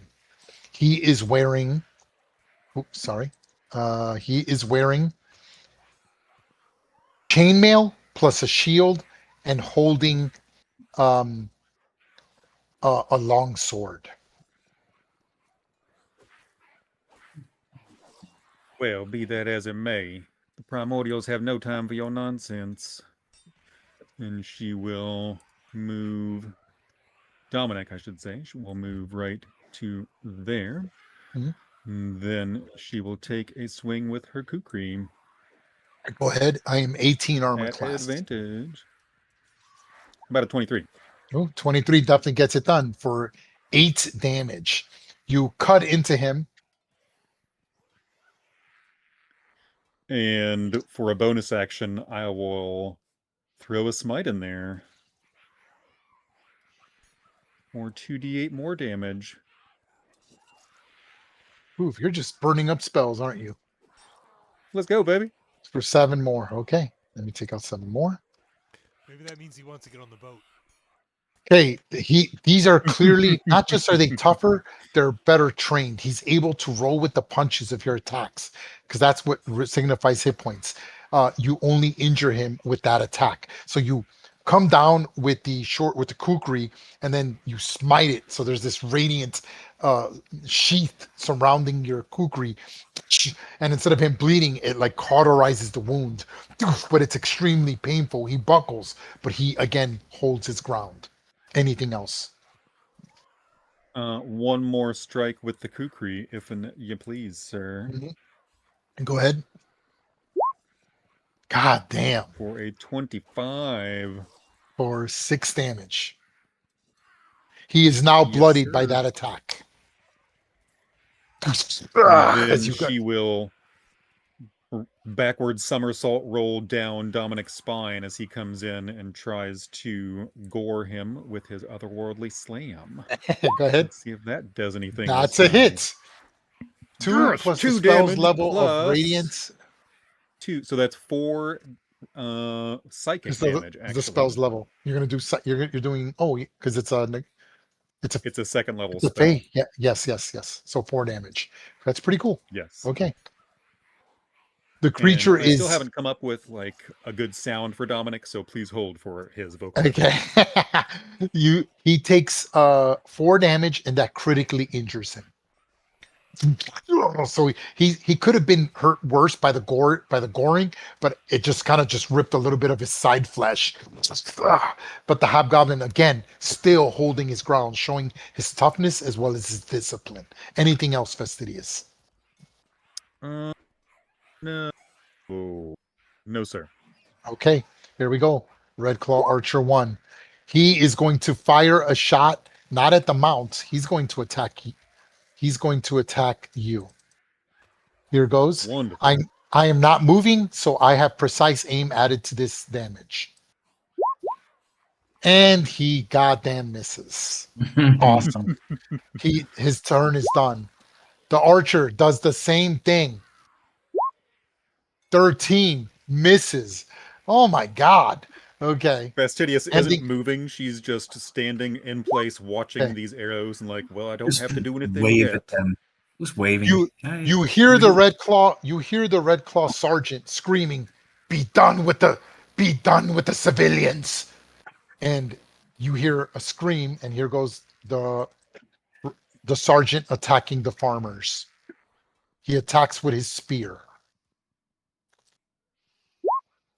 I will make sure I translate that for our group and let them know that they are attacking the farmers at this point. Okay. He manages to critically injure one of the farmers. You hear, help me, help me. And again, remember, every farmer you rescue is worth 50 experience points. Anyone who dies, you just lose that experience and faction and other things possibly. So Save the you hear him. experience. Not the So farmers. you're hearing 2 farmers fighting, like they're like help, help, and you hear them like this is what the farmers look like. One of them looks like this. He's fighting with a shovel, and the other one is fighting with a miner's pick, doing their best to hold off the sergeant. Yeah. Okay, ending his turn. Gibbet. Right. Which direction did this sergeant was that last attack coming from? Was that Right in front here. of us? I'm telling you, you could hear it distinctively because they're still screaming. Right. Okay. Excellent. I know where David is. Going to take some. Takes. Just like I just go and run somewhere here. Move. I don't want to get too close. I don't want to get myself in trouble. I'm gonna get myself in trouble. Take 20 feet of movement. Okay. Oh, let's see. Anything here worth I can do? David, boy, you got some problems down there. It's cool. The fog is cool. The fog effect is cool. It's something to deal with. That's for damn sure. All right, I see a sergeant. So that's I see a warrior. Never mind. I want 10, 20. There we go. 30 feet of movement. I'm looking for something. I'm I looking. can see I what you see can a, see. oh, see no, a I'm lot. seeing a lot. I see a lot now. Holy shit. Retreat. So you can see the farmers right here fighting, right? Like you're like, holy crap, what's going on? Yeah, they're fighting him. I see the sergeant, who was kind of who I was looking for.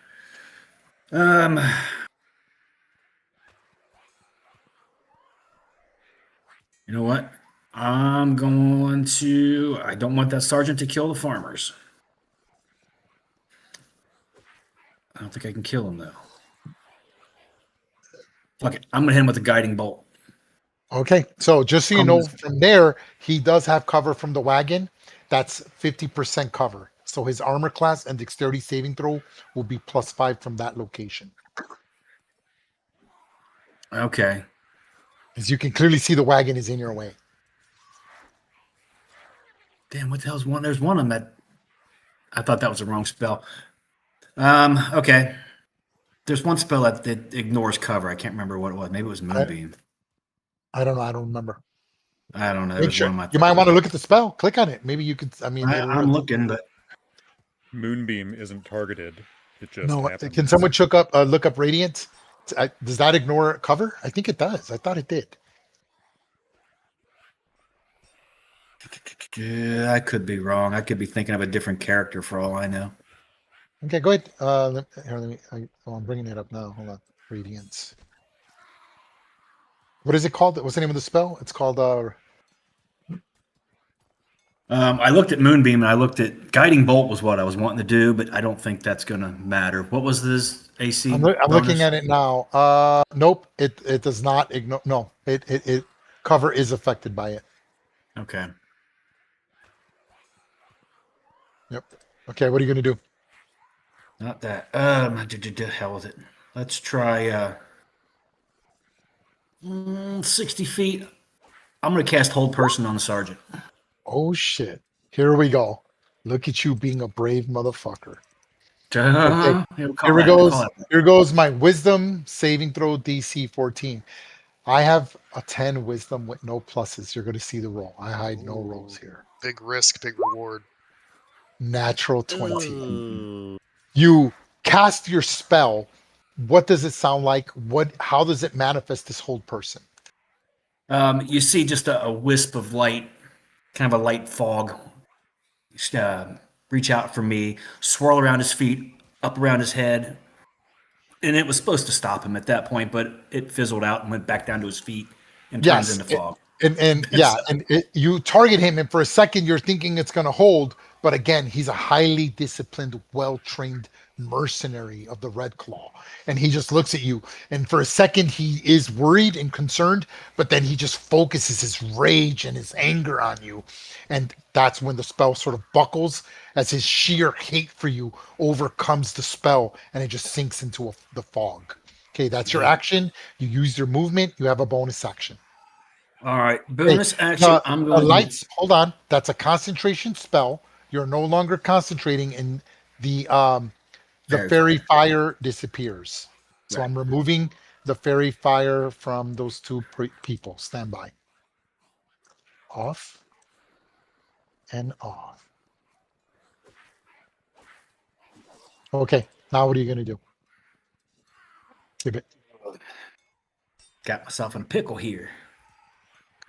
I'm going to go ahead and assume my starry form of the archer. Okay. Go ahead and click. I believe that gives you. I remember what it does. Okay. Yeah. Let's see here. Okay. So I'm gonna put this little. Do you light up? Do you have a glow or anything like that to you? I have a celestial glow. You kind of see the galaxy nebulas kind of swirling around in my eyes and whatnot. Okay. I'm gonna put the little light spell on you to let us know that you are in your celestial form.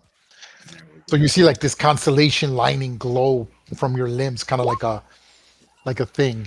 And then as a bonus action, you can attack, correct? Yep, there it was. 14. Who do you target? That was the sergeant again. That is a miss. It hits the side of the wagon. Uh-oh. Anything else? He now sees you. Anything else, Gibbet? Nope. Okay. I'm stuck. The Red Claw Warrior sees you and he's going to engage. He's going to try to. 10, 20, 30. He's going to dash. 10, 20, and he steps on a dead elf, ending his turn there. Red Claw Piker is dead, removing him from the initiative. Red Claw Warrior that's there is going to attack Fastidious. Here goes. He swings at you with the long sword. 19. Minus 1d4. Here goes. That's a miss, sir. Yep, because you're 18, The winds right? push his sword to the side, Yep. and she leans out of the He's way. pissed off, but he's got 2 attacks. Here goes his attack. And still misses. So the first one you deflect by blowing sand wind at him, but the second one is just you rearing back with Dominic. And he whips the attack. But he decides that he's going to shift slightly and go there, ending his turn. Red Claw Archer is slightly lit up. I'm going to remove the lighting from him because at the end of his turn, the light goes away. Okay. He's going to fire a shot at Fastidious. He has the precise aim ability on. 14 misses. Bartleby, your turn. God damn. All right, so after seeing the lights go, I'm like, wait. 5, 10, 15, 20. I see Right some there. commotion. A lot of commotion. I see some commotion, and I am going to cast Oh, I gotta move my. Fairy Fire. Okay. Spider with me. Okay.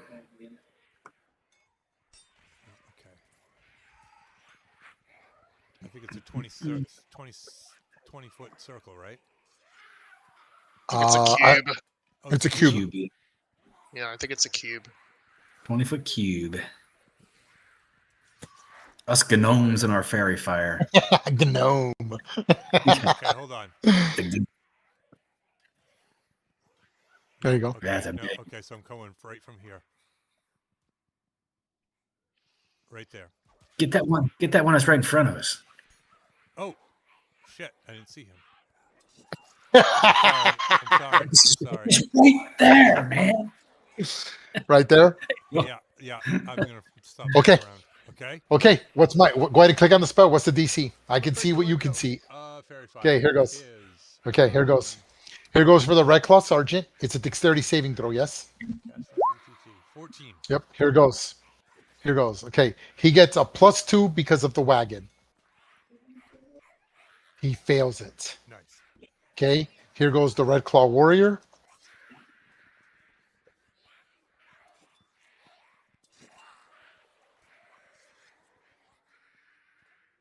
They both fail it. Those are the only two in range of the attack. So I'm going to put the little plus symbol as a reminder if I forget that you have advantage on them because they have fairy fire and I'm about to give them the lighting condition. Stand by. This is so cool. I love this. Okay, hold on. Light, 10 feet. Boom. Okay, and this one as well.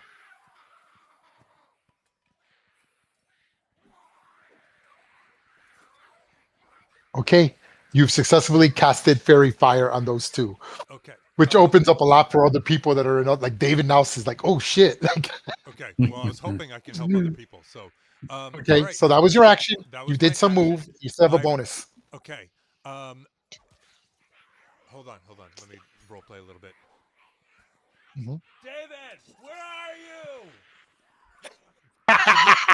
you? Can you ping your map, please? He is Yeah. right here. I'll ping him for you. I'm the wagon. No, the other I wagon. can't see the other He's over there. Right there. He's over there. Right there. That's where David, do you respond to him so he knows where you're at? I'm dispensing the justice of Sylvanus. Oh shit! No, I can't. I can't do it. It's a reach. I can't. Can I do Bardic? It says range area reach. What's the yeah, Bardic Inspiration, you only have to hear you or see you. So Okay. yes, All right. up to what distance? Well, that's why I'm not. It just says reach. 60 feet. 60 feet. Okay. 60 feet. Yeah. All right. You could totally inspire him by him just hearing your voice. Okay. So, So I'm like, I say I'm out right now. Say something whimsical, and you get D6. D6. No, D8. Yeah. All right. So you're like, I'm dispensing justice for Sylvanus, and Bartleby says something whimsical like, "Yeah, good luck." Yeah, here, you're gonna need this. You can do magic. and you feel inspired by him giving you that good luck, right? Like, may Timora give you good luck. That's right. And I'm gonna put the bardic inspiration symbol on you as a reminder. Okay, All right. there it is on your token. That's worth the D8. Okay, and I'm pretty sure you're done. Yes, Bartleby? No, actually, I want to move. I have 10 feet, so 5, Yep. and I want to at least be like as far up the hay bale as I can. I know I'm Yeah, technically cover. That makes sense. Okay. Ooh, hey, Okay. hey, Ray. Yes. My starry form, I do a 10-foot radius bright light. Oh, cool. Plus Okay, I'll 10 add foot, it on. I'll add it on right now. 10 yeah, feet, you plus said? 10-foot dim. So yeah, 10 Boom. bright and 10 more dim. Oh, and 10 dim. Okay, got you. Top of a torch. Not bad. So everybody can see me. Yep, look at that. Wow. There you go. Wow. That's my cousin. That's Yeah. okay. Everybody target him now. The Red Claw Piker loses his action because he couldn't goddamn do anything. And he sees David and he's pissed. So he's going to shift there, 10, 20, and he engages with Reach right there. And he pikes David and misses with a walloping goddamn 7. God. Ending his turn. Top of round 4, David. This piker is trying to stab at you. That shall be your final mistake. Move I take my reaction. Okay. Here goes my attack. 15. Just misses. God damn it. How do you dodge it? Just like it was going for my face, and I just like juke a little bit. Okay, and then I'm gonna swing. Go ahead. I'm 18 armor class. Or 17, I'm sorry. 17. Miss, but graze Yep. for 4. For 4 damage. You cut into him. That critically injures him. Second attack. And another 4. Yeah, another 4. Missed again. And that still critically injures him. So he's using his pike, right? Like, but you're just like, you know how you continue the weight of the great sword and barely cutting into his skin like they do in the movies? It's like that, like it's like skin damage.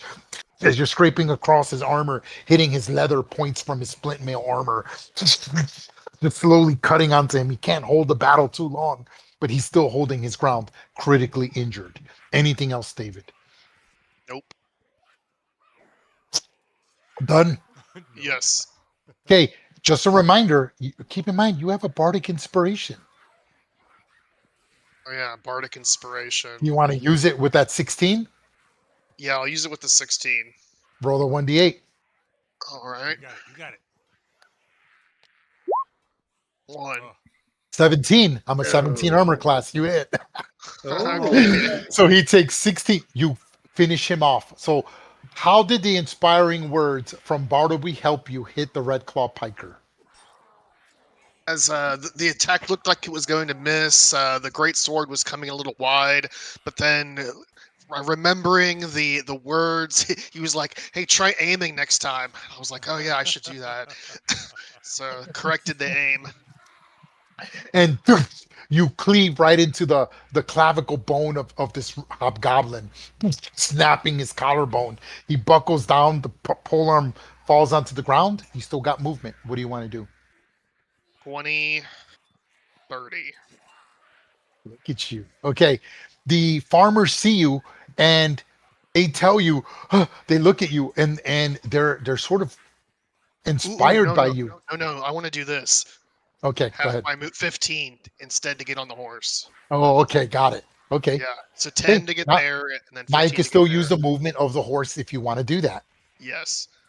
So it's going to be horse 5, 10, 15, 20, and I'm on the horse. Yes. Go ahead and put Alright. yourself and I'll move the horse for you. Go ahead. Put your token where you want to be.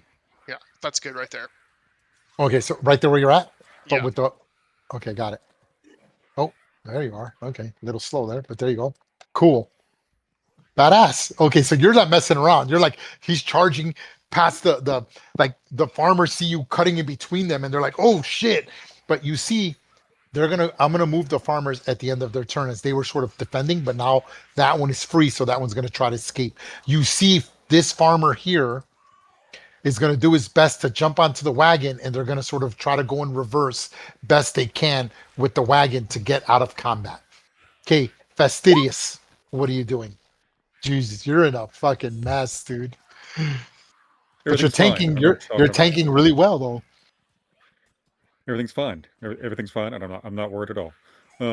Dominic will rear up to his full height of, I don't know how high large jackalope would be. Let's say 7-8 feet tall. So at technically, to be a rack height. large animal, he's between 8 and I believe he can be up to 12 or 15 feet. I believe. 15 feet it I, is. I think. From tip of I think. antlers I think. to- I know for You give me humanoid. 15 For, feet. I'm for, going to take for, it. for humanoids, it's usually 8 to 10 feet. So let's go 8 to 10 feet. I think would make more sense. Then I'm going to take that 10. Thank you, Mhm. sir. Mhm. Rears up to his full glorious 10 feet Mhm. and prances from there to here, and Uh-huh. then once to here, Huh. and then Fastidious will take a swing with El Kukri Go ahead at to the the Red Claw Warrior. Go ahead. Ooh, 16. That I is don't think actually a miss. He defends with his shield. Ting! Yep. And she will hop down and like swing from behind a leg and try and take out a leg of the Go ahead. warrior. Again, Xing! He puts his shield up just in time. And then, as she is pulling herself back up to top, Dominic will try and headbutt the mofo Go ahead. with his bonus action. Boom. And again, he dodges that, right? Because it didn't even hit his armor class. And he's focused now, right? He's giving his best. Anything else? Fastidious hops back up to the top, grabs on into an antler, and pats Dominic's cheek and says, There, we'll get better next time. Hold the line. Done? Yes, sir. Okay. Red Claw Archer. I better goddamn hit at this point. Okay. The Red Claw Art at this point, they're all targeting their attacks on Fastidious. Here goes. Yeah. This is with the precise action, precise aim. 24. Minus 1d4. Yep, here goes. 23. She will use her reaction to cast shield. Okay, what's your armor class with shield? 24. Okay. Yeah, that's right. No, wait, aren't you 18 armor class? Oh, you're 19. That's right. 19, my friend. Yeah, okay, yep. So again, I guess, is it the wind thing? Is that how you like, right? Yep, she just blows Hey. out, and that swirling wind that is accompanying her from the Blade Ward. He does the same expands thing. Out into... Here goes. Okay, that misses as well. It would have hit, but with your shield, it misses. Okay, the Red Claw Sergeant. He sees that he's glowing, and he's not happy about that at all. Probably not. He goes here. He sees David, so he's going to engage David first. Here goes. He's going to attack the horse. He's holding, the sergeant has chainmail, has a shield, and is holding a spear. Here goes the attack with the spear on the horse. God, he misses the horse. I'm rolling horrible today. It's okay. It's okay. He gets 2 attacks, and he's going to attack the horse yet again. Oh my God! Well, 10 actually hits the horse because it's a 10 armor class, right? I don't have it in front of me. I got it. I'm looking at it now. Yeah, 10 armor class. Okay. The damage is 10. He kills the horse. Okay. What was that horse's name? You guys didn't give it a name. Ed. Okay, Butter. I'm just gonna remove it so it's not in the way of the field. Okay, it's not important. Butters. David, I need you to make a dexterity saving throw DC 12, or you will take 1d4 falling damage. Okay, I have advantage. Oh, that's right, because you're raging. Yeah. Go ahead. DC 12. Did it go through? I got an 18. Did you guys see it? I believe you. I mean, I don't. Not, it might be a lag. It didn't come through. Okay, tell me again. What do I hold to do an advantage roll? Left hand On- shift. Shift. Okay, I'll do it again. Or Did it go 16. through? Yeah, that went through. You made Okay. it with the 16. So Yeah. the horse, like in the movies, right? When the Rocky are moving and this Red Claw sergeant attacks the horse, you're able to manhandle the horse again, right? Through sheer skill. And then the second time though, the horse, it's a pony, it's not a war horse. He gets it right in its like lungs, like basically like right underneath the head, neck area. The horse buckles, and you know the horse is gonna go down. You slide off the saddle and you're standing, and the horse just buckles right next to you, eating mud, ending the Red Claw sergeant's turn. But I need to recharge, which I have not been rolling because I'm a dumbass. 4, so nope, because I forgot. He doesn't get it. Okay, awesome. Gibbet. All right, I am going to Okay, take my removing the bonus. archer bonus attack at the Red Claw Sergeant because he's messing with my buddy now. Okay. So What are you gonna let's see. It is. Come on, roll. My God, this laptop is trash right now. 2 hits. There we go. 25. 20. Okay, so that's using your bonus action. Is that correct? That's a bonus action. Okay, so you absolutely hit the sergeant for 11 radiant damage. Again, he's well skilled, very tough. Clearly, the sergeant for a reason. He sees you shooting this astral arrow. You like point your hand, this astral arrow comes out, and he's able to sort of like dodge, like sort of like pivot at the last moment. What would have been a killing blow is just injures him for 11 damage. How's he looking? Is he looking bloody? He's injured. Just injured? Okay. That means he still has over 75% of his total hit points. Yeah. I got you. Okay. I'm going to play conservative right now. Mm-hmm. I'm going to move back a few feet, like 10 feet, Okay. and I am taking a dodge action. Ooh, okay. I see what you're doing. Okay. Dodge action. Putting the dodge marker on you. Thank Okay. Anything else? you. No, sir. That's all. Just Okay. spider. Love it. Okay. Actually, you know what? I'll take that back, right? Can I move my spider? Yeah. Can I move Go ahead. Charlotte? Yeah. You can move Charlotte at the end of your turn. Yeah. Good. Yeah, I just Either before or after your turn. Okay, here I'm moving her back. The Gibbet was here, so that's where Charlotte was. I'm gonna move her up to there. She's gonna get on top of that wagon. And Okay. Gibbet's going back where he should be. So I'm good now at this point. Okay. All right. The Red Claw warrior who's there sees kind of what's going on, and he's going to engage David because he's like they're fighting in unison together because clearly I have martial advantage. So if I hit, this is how much additional damage I will make because they're a unit, well-trained unit used to running drills together. Here goes the attack on David. 7. Jesus Christ. Okay, the Red Claw warrior has 2 attacks. Here goes attack number 2. 17. 17 hits. You take 9 plus 7, so you take 16 piercing.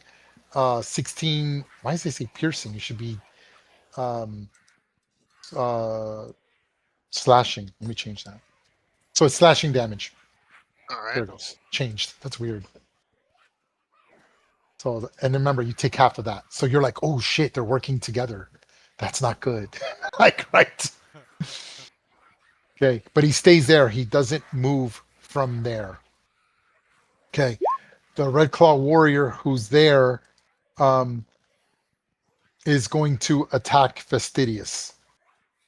2 attacks at him. Here goes attack 1. Misses. Second attack. Negative. Man, I'm doing And crappy negative, today. sir. Okay, the Red Claw archer, Fastidious. Here goes with a precise aim. Misses. Bartleby. That is a negatory. I guess I'm just gonna pop off an advantage shot onto red. Is it? Am I? Oh, I'm seeing somebody right there. Okay.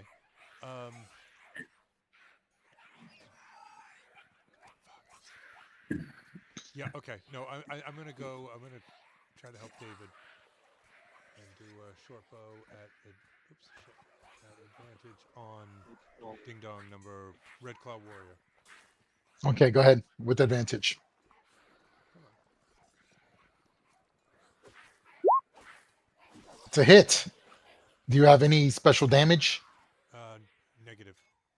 Okay, so 7 damage it is. The arrow goes and pings him, I will injuring him. I will take the 10 feet of movement, and I would like to be right in the middle here, but I'll take that. Top of the pile. Yeah.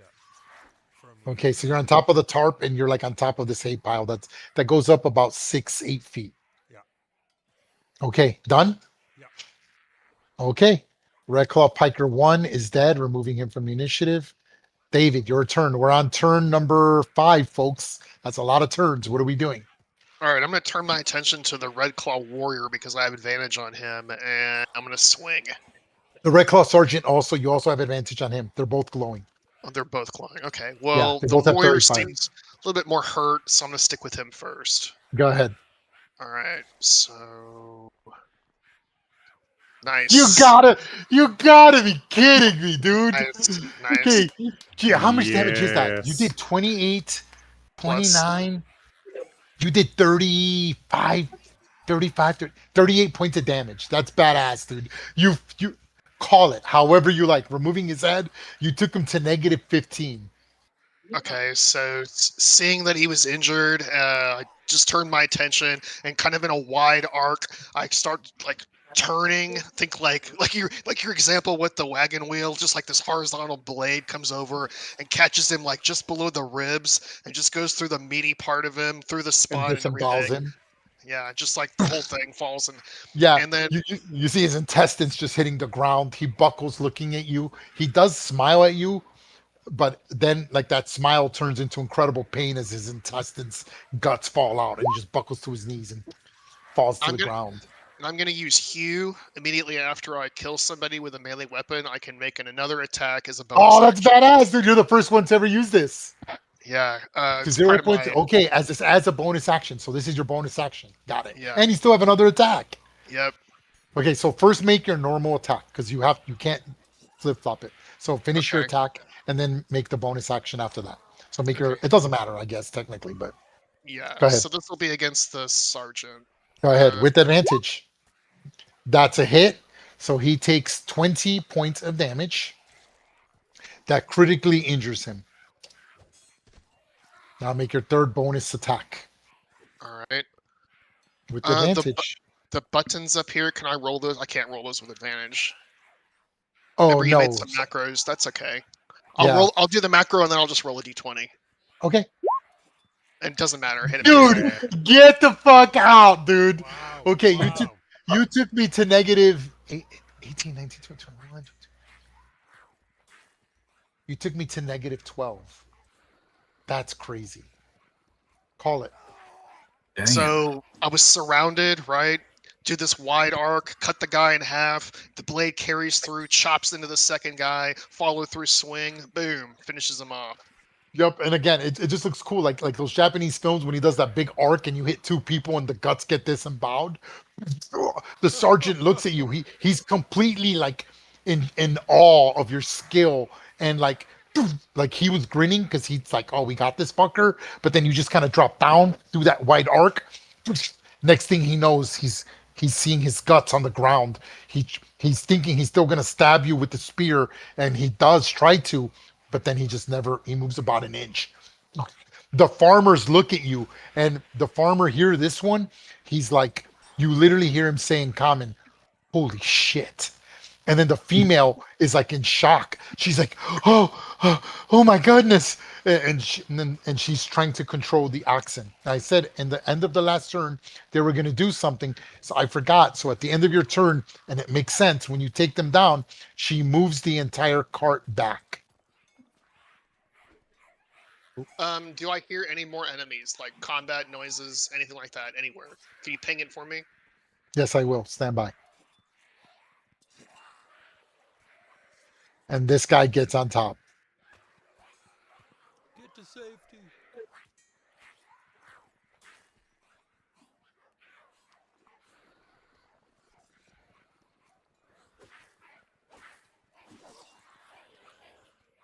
Okay, that's their whole turn. Turning it around, and you see they're like moving away. They're like, holy shit. Okay, to answer your question, stand by.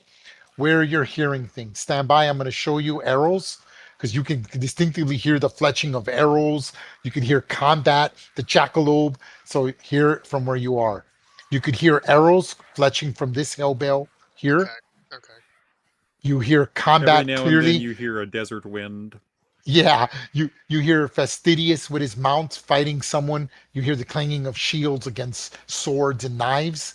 Okay. You hear fletching coming somewhere over here, Okay. and that's about it. That's about it.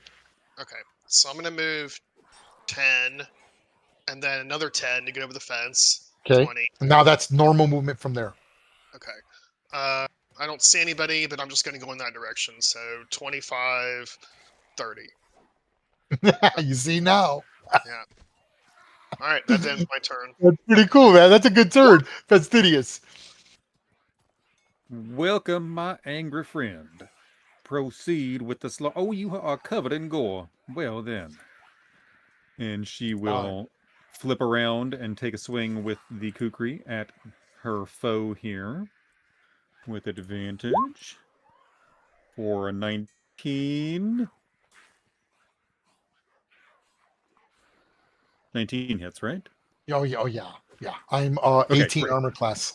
So you hit him for 5 damage. 5 He points. is on death's door with 3 hit points. And you she vex him, will- which gives you advantage. Is that correct or disadvantage?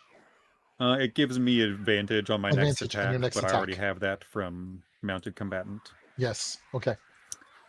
And then she will once again swing by and try and slice that little jugular, and she succeeds. So one swipe on a thigh that kind of nicks him and brings him down, and then on the upward swing, she will catch the jugular and just tear out his throat. And that's exactly what happens. He just collapses into the ground. His trachea ripped out of his neck. And she will say, "Now don't dirty your paws in that bloke's blood." And Fastidious will, and Dominic will go 5, 10, 15, 20. And then, not Dominic, will try to gore Go ahead. the dude. But for some reason, I lost the ability to make that attack. So I was editing it. Now it's not allowing me to make that attack. So let's see. We'll just do a d20 plus 6. Yep. Go ahead. Boom. So that's a You hit. 19 That's a hit. for I- 1d8 The archers are only 14 plus armor 2 class. damage. 8 points of damage. psychic damage. Okay. That bloodies him. So that's a good hit, right? Like it gets him in the chest. He almost breaks his bow. The only reason he's not completely impaled is because he like put the bow in the way, and he like buckles back. As you see, he's bloodied. He's lost over half of his hit points. Anything else? That is all my everything, good sir. Okay. The Red Claw archers. They see their sergeant. They hear the sergeant scream, and they're like, "Oh shit!" They can't see where the sergeant is, and they're no longer hearing commands from him.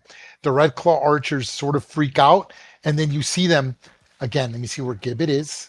So Gibbet, because you can hear them screaming from here to here to here. They're all screaming at the top of their lungs because there's rain, thunder, and lightning, and they're like, "We have to retreat back to the stronghold." They're hoping that you guys don't understand Goblin, and his action is retreating. I will dash. Ending my turn. Well, that was Archer 1. I knew the wrong one, but that's okay. Same thing with him. Dash. Ending his turn. Moving him from the initiative. Gibbet. Right. In Gnomish, I'm going to alert my two fellow gnomes that they are talking about a stronghold, and we need to follow them and take them out. 'Cause I didn't Okay. want them to know that I know what they're doing. Yeah, so they just hear squabbling, gnomish squabbling. That's about it. I'm going to go ahead You're and gonna- take some movement here. Okay. Try to get eyes on something.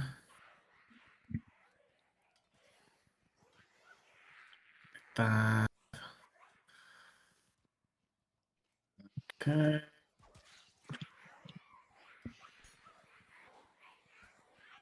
35. Still see nothing. All right, just do that. No, you're seeing. I can see what you can see. You can see. I see him now. Yep.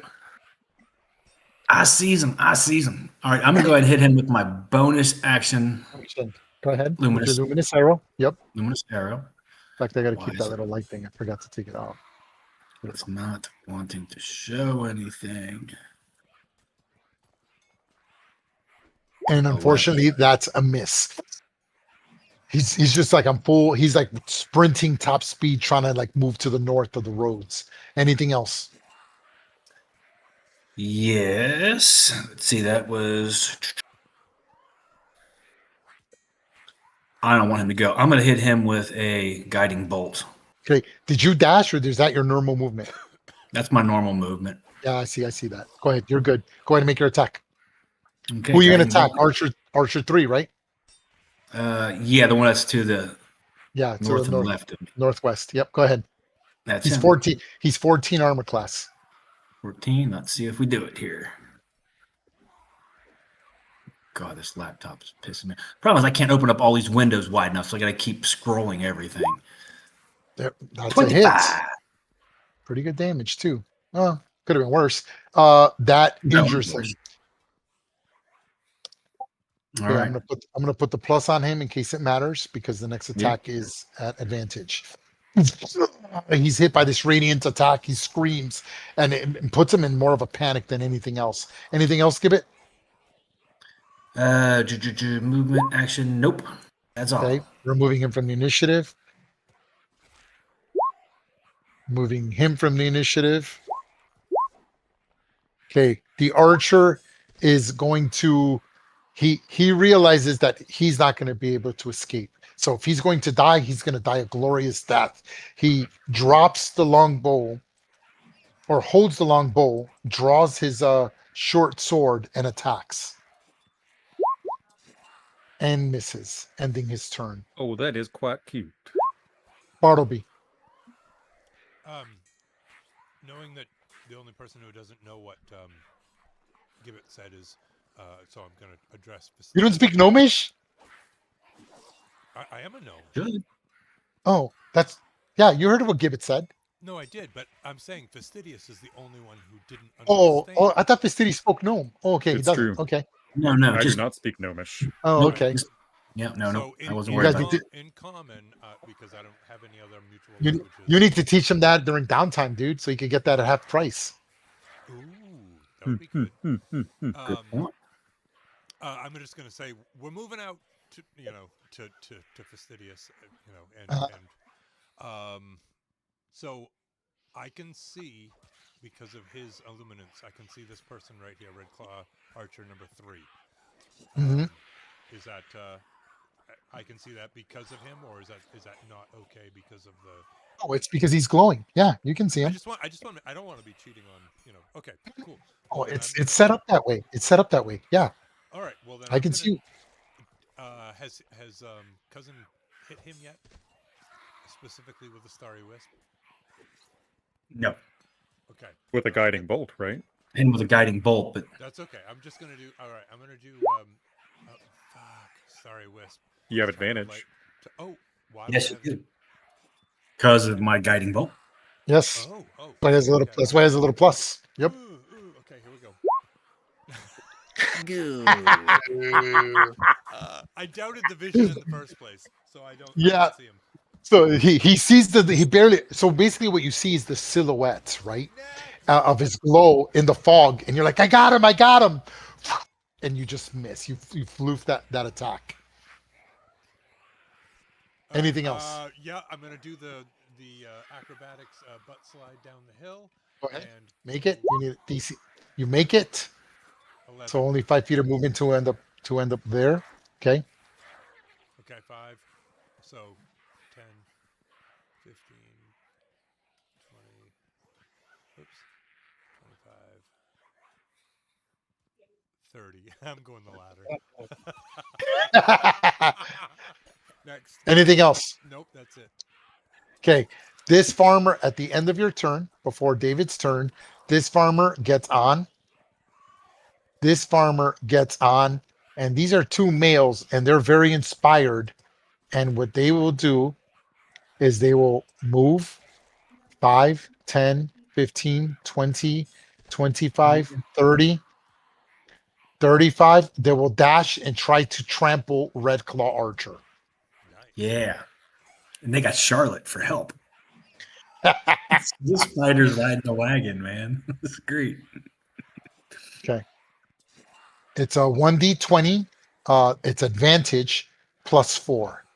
I'm using their animal handling. So 1d20 +4. Here goes. Ugh, 14. That's a hit. And I'm going to double the damage of the hooves. So 4d6. Oop. Shoot. I'm sorry. Hold on. I'm going to reroll that.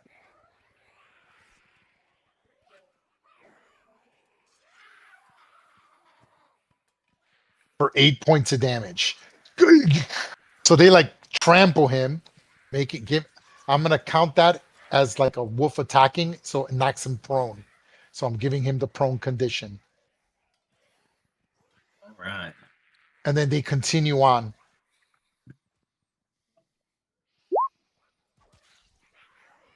Hey, Charlotte, jump off. Okay. Fastidious. So you hear the cart moving, and then you hear you know, like when a wagon hits a rock, and you're hearing the hobgoblin screaming. What are you gonna do, Fastidious? It's my Oh, I'm turn. sorry. I skipped your turn, David. I'm sorry. Go ahead, David. Okay, so I saw the wagon went that way. I see my friends are going that way. I don't see any enemies, but I'm just going to go that way. 5, 10, 15, 20, 25, 30. Oh, look, a bad guy. Dash. And he's prone as he Yeah. just got trampled. Like he's got like broken bones from getting trampled by the wagon and the two ox. Yeah. 10, Like I said, David, I told you we 20. can't let this guy get away. So 30. Okay. Done. That's it. Yeah, I used my movement and my action. And then your bonus action to maintain the rage. That's it. Yep. Okay. Fastidious. She will, seeing the movement, I can't Up believe I did north. that badly in this. she will You, turn around you guys did the best. That's crazy. and ask the two gnomes that are nearest her, "Can you all clean up this loose end down here while I chase down these other vagabonds?" I'm assuming What? you're talking to Bartleby and Gibbet. No, finish it Two off. gnomes. Finish it off. Well, we'll see about. All right then. And so she will take a swing with This one. the kukri Mhm. for a boom. Just salad. call it. Just call it. You took me to I negative told you. 10. She swings over, buries Actually, the kukri 10. You took me to negative 2. But it's enough to kill me. into his skull, and then starts to ride away, dragging the body a little bit before she's able to wrench the kukri out. And Got then it. she proceeds to We'll go put it there for that. 5. Oh, let me bring everybody. 5, 10, 15, 20, 25, 30, 35, 40, 45. You're gonna run And his says, ass "I down. hear that you are trying to make an exit." Let us see about what we can do about that. And then Go she will ahead. swing for a second time Yep, with the short sword that's a hit. for 16. 16 for He's 7 injured. piercing. He's injured for the first time. And then Mr. Dominic shall make his attack. And since I messed up his character sheet, we're just going to do a d20 plus 6. Yep. That's a hit. 16, 14 armor class. d8 plus 2, 10 points of psychic damage. Ooh. And that critically injures me. Oh, delicious. Anything else? So like you gore him. I mean, is- that's a good gore. Like he literally gores him, picks him up Maximum off the gore ground. damage. Yeah, smashes him like right by the fence, and he almost buckles to the ground. Anything else? I believe that is all of my everything, sir. Okay. That archer, again, he knows he can't get away, so he's going to do the best he can. He jumps over the fence and is going to try to attack you with the short sword. And misses, ending his turn. The other archer spends half of his initiative getting up. He sees David and he wants to meet Mugliet in the afterlife. He charges and attacks with a short sword. And misses. I'm assuming a 14 misses. That's a miss. Okay. Gibbet. All right. Take some movement here. 20 feet. Oh, look, I see who you're aiming at. I will have to use my bonus action Okay. to let him have it. I can get this thing to work here. Where is my archer? There it is. Come on now. Make it work. Please work. Doesn't want to work. All right, here we go. It's 22, 22. and Yeah. you kill him. -1. Call it. Oh, I see him. I do my little two-fingered point, like pow, and there Yep, it goes. and- The bolt shoots through him, piercing him all the way cleanly through. His eyes roll back in his head, and he turns to poof. Yep. Like Gone. anything else, Gibbet? Let's see. You know what? I will 5, 10, 15, 20. I will take 10 more feet of my movement. 10, Okay. 15, 20. Okay. And I see the other one. He's not prone. He's up, right? He's fighting David, correct? Yes, he's up fighting David. Correct. Good. I will go ahead and hit him. Barely. He's critically injured. Yeah. I'm going to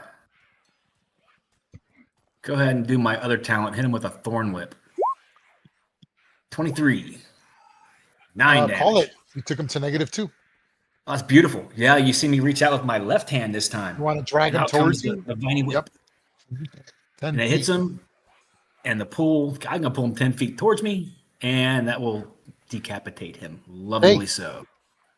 I'm removing the initiative. Stand by. I'm clearing the board. Remove all turns. Man, I And killed something. I'm gonna reveal this beautiful, wonderful map. Look at how great this map is. Dynamic lighting off. Look at that. Man, that fog was something else. It's a lot of bodies. Look at the corpses. Holy shit, dudes. What'd you guys kill? Dude, David went like on a massacre. He killed like everything down here. Look. I saw that. I think it's Sergeant. Yeah, those two are there. I mean, holy shit.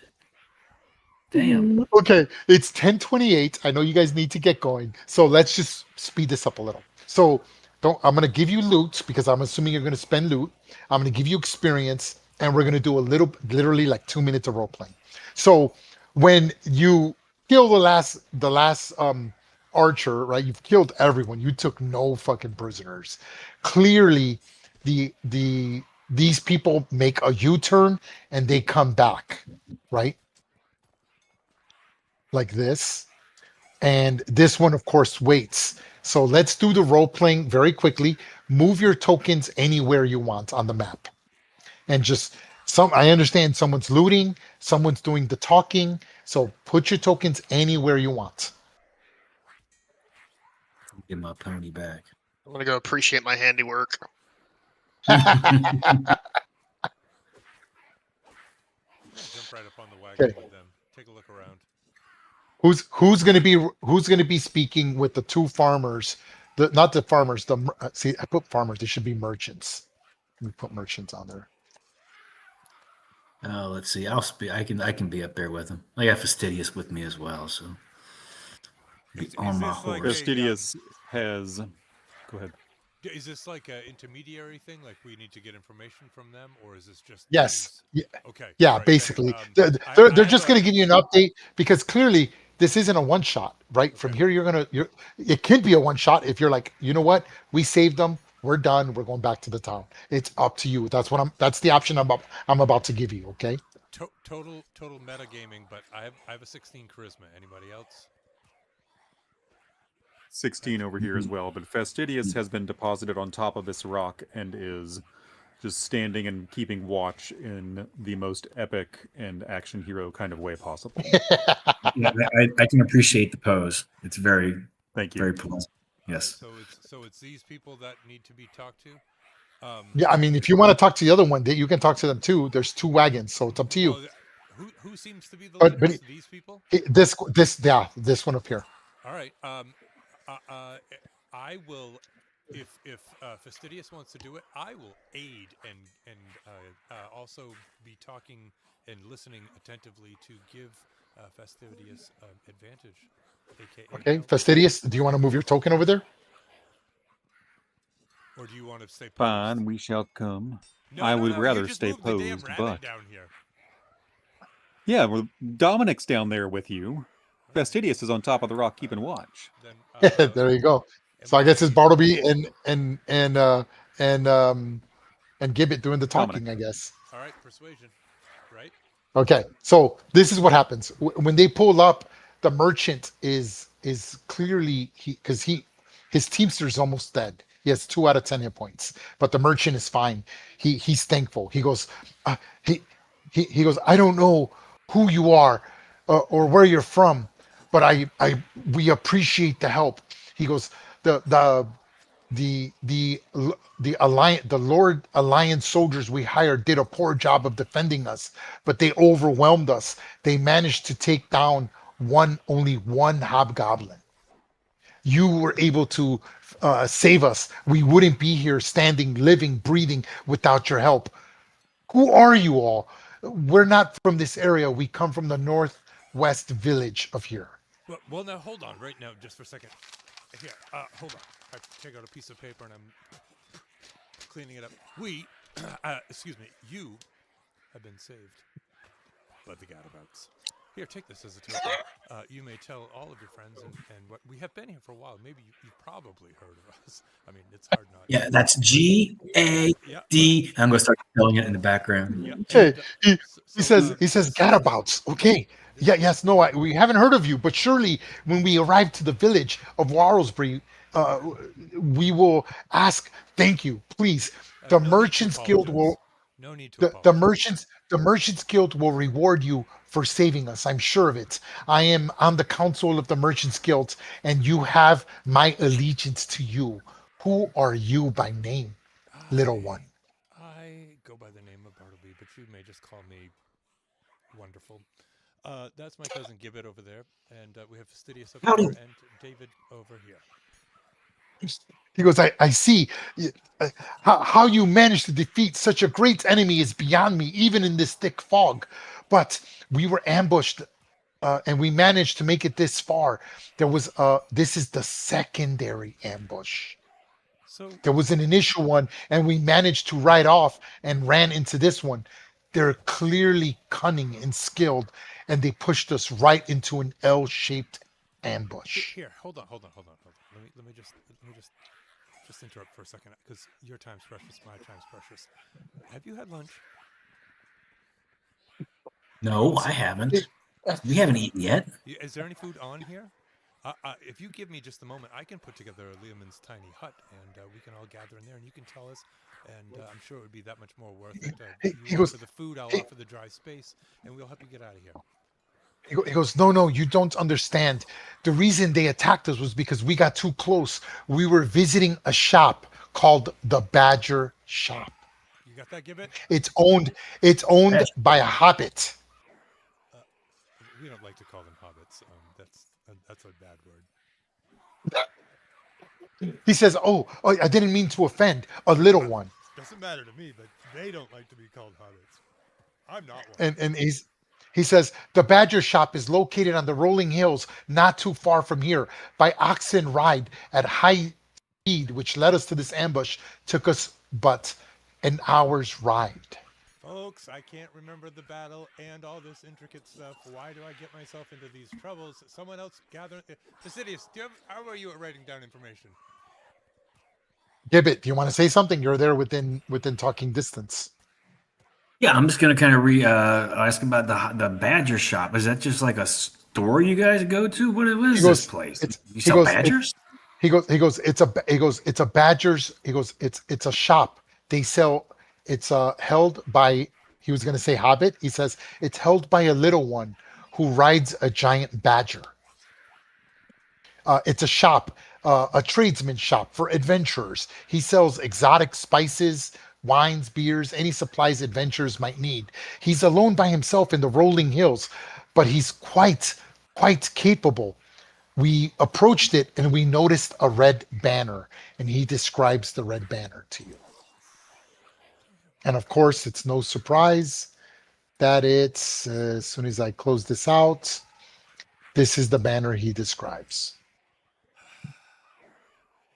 Okay. I have one of those in my back. I have one of those in my backpack. He goes, we've been going to that shop for many months. It's in fact where we went first. And as we approached it, we noticed the banner. We immediately turned around and we were chased off and ran into this ambush. I'm here to tell you something foul has happened and you should investigate. If you truly are heroes like you say, these gadabouts, you would go and make a difference. The Merchants Guild will pay you handsomely. And I have no doubt that I don't have a name for him. We'll just call him Mr. Badger for now. Will reward you handsomely. He's quite wealthy. Yeah. No, that I got, but I'm still hungry. You don't have any They say, of course, we this is a merchant shipment. I have, you know what? The least we can do, if you insist upon it, pick any crate you want. All the following has food, cheese, rare cheeses, wines, liquor, beer, whatever you can carry, take it with you. You're not hungry? I mean, I don't want to be the only one to eat. I'll eat something. He goes, Some no, cheese. we're sick of the rain. We're sick of the fog. We want to get to safety. Do you know what he goes? I assume that one of the other caravans, one of the wagons, made it back to Warlesbury. Uh, are they safe? Are they okay? Do you know anything about them? That I don't know. Okay. Well, there was one guy was alive. He's one that told us to come out here. He goes, Oh. good. God, bless the stars and St. Luna's grace upon us on this dark night. Again, we're so sorry. If you want anything, again, you're welcome to take it. But we're going to be staying in Warlesby for at least a week's time to recover from what's happened. And we have to gather people to help protect us to move back. But we're making our way to the capital. Okay, what's the consensus? Meat, cheese, or drink? All about the cheese. Okay. Fastidious? Okay. Ooh, sorry, You didn't have, mean to do have that. to yell louder. She's far away up on a rock, probably dozing off. Sorry. What was that? What's up? Meat, cheese. I'm trying to extort food from these people. Oh, Meat, cheese, or drink? I got a cheese from Gibbet. I would prefer some meat if you don't mind. Lightning flashes, catches on the aviators. A gust of wind blows her duster in the wind. David's a drinker. We might as well just take some of each. Okay, thank you. Yes, thank you for all of it. So Hey, what about this stronghold? He just he doesn't know anything about a stronghold. He just tells you that shop was, he saw a banner right outside the Badger shop. He describes it to you. It's on a rolling hill. You can't miss it. There's a beautiful fence. There's parapets. He goes, there's actually a guardian a six-legged badger that guards the shop.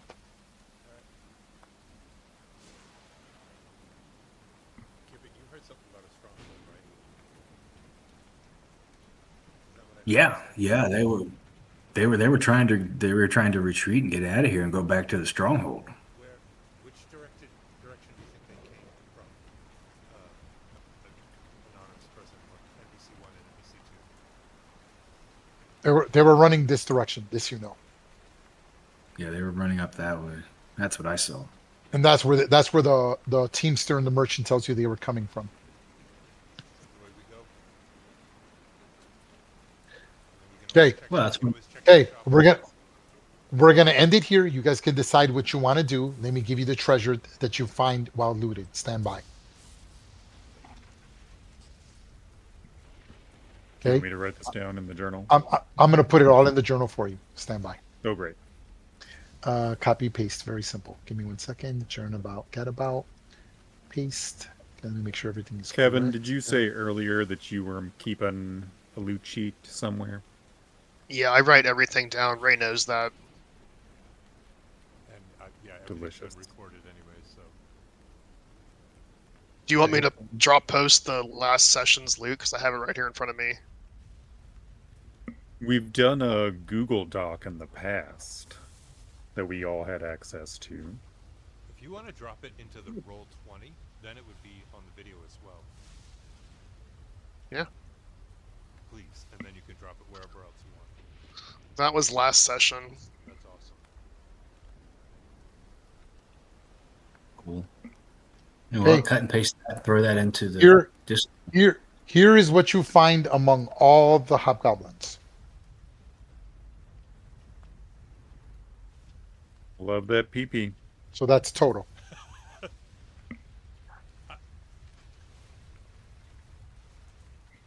Here's my thought: is that Red Claw's obviously a problem for them. We could try to sneak up and at least see what kind of a stronghold there is, and get a possible approximation of numbers, and if it seems appropriate for us, then we can do it. And if it seems appropriate to try to combine folks from other nights, that might be a epic battle royale if it's a big one.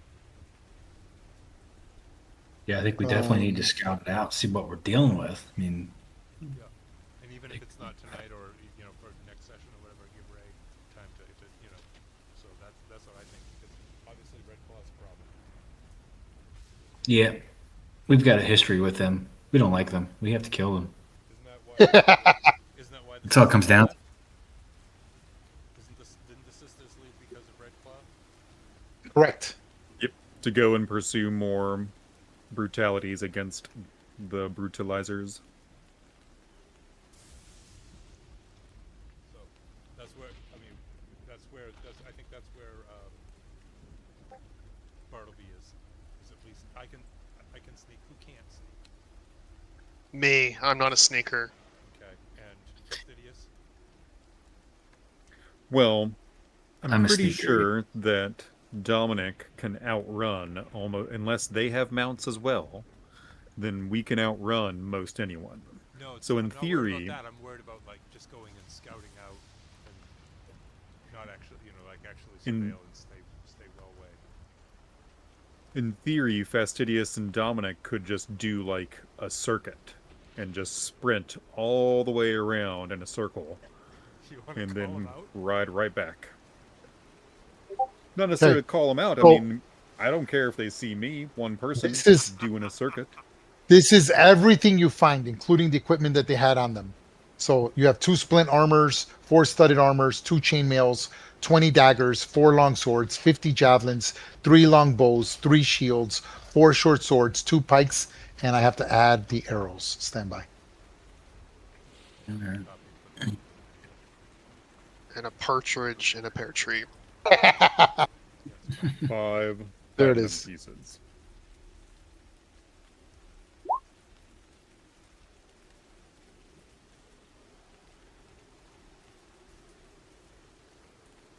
That would be something. Like, you could focus on just being safe, and we could just observe from afar, being sneaky.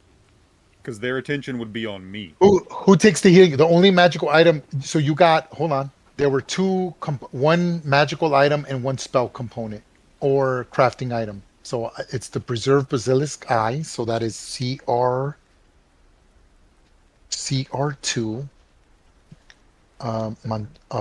Monstrosity. I believe our good angry friend should have that healing potion.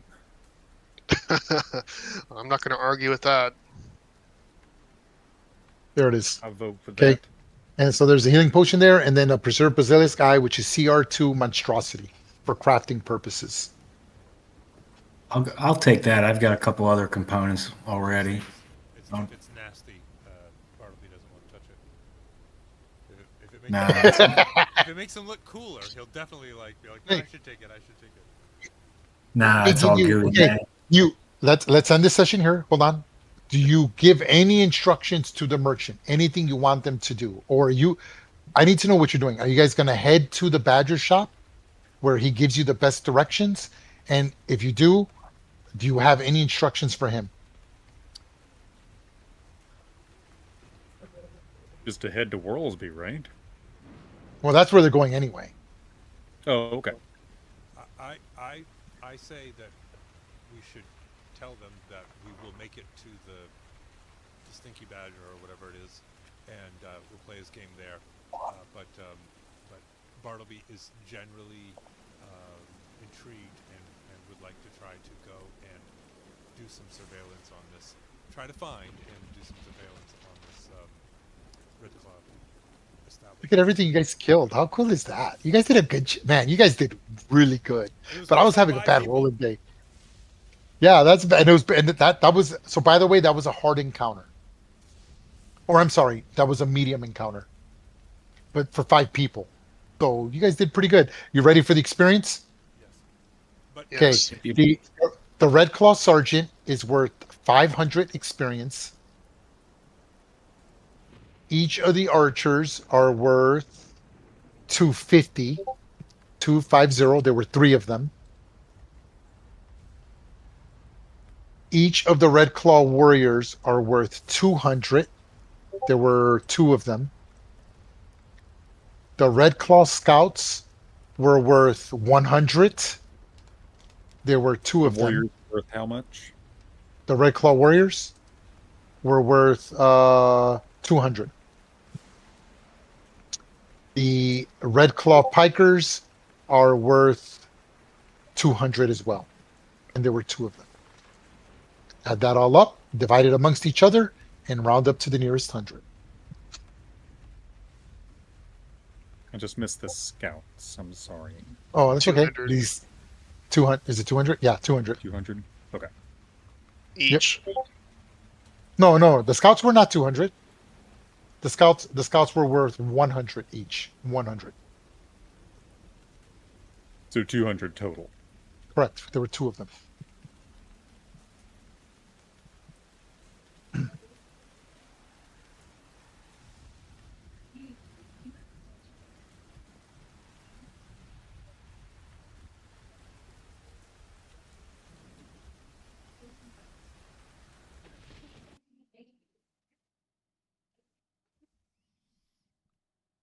Is that 1400 divided by 4?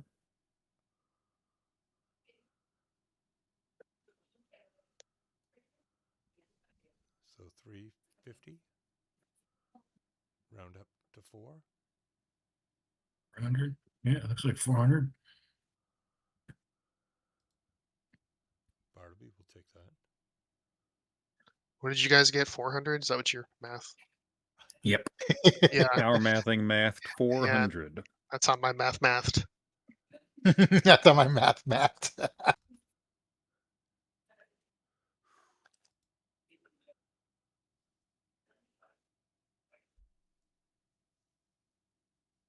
Delicious. All right, guys. That was good. I'm sorry we started so late. I'm sorry that I'm late, but that worked out. I'm sorry we went a little over. But that was good. That was fun. So I just need to know because I need to prepare. Are you guys gonna immediately Okay, so give yourself the short rest. If you decide to go straight to the Badger thing, you can take the short rest because it's only light activity to ride the horses. I'm assuming you're going to take the ponies, or do you not take the ponies? My pony died. I want my pony. Oh I like my pink. My pony died. My pony died. You poor thing, you. I'll write a song about it. It- You Yeah, can yeah. ride it. You could ride someone else's pony without it hindering the pony. It's only 2 halflings on it, or 2 gnomes. You can ride with me, Sir David. Okay. So here's what I need to know. So again, this is what I need to know before we end the session. You can decide to ride hard, and then when we start next session, it's a skill challenge because you're basically sprinting. You're like going to exhaust the horses or the ponies to get there, and you do not get the short rest if you decide to do that. But it will affect the encounter because you're getting there sooner than later. Or you could ride at normal speed, get the short rest, and then decide when you arrive to the map how you want to approach things. They tell you that the rolling fog is underneath the rolling hills, so you do not have to worry about the fog at the Badger Inn or the Badger shop. Or you could go extremely slow, go stealthily, and still get the short rest, but the encounter will become more difficult. I need to know your answer. Or you're going to not ignore all of that and say, not our problem. Let's go back to Wallsbury or do something else. I made my point. I'll listen to whoever else and I won't repeat my shit.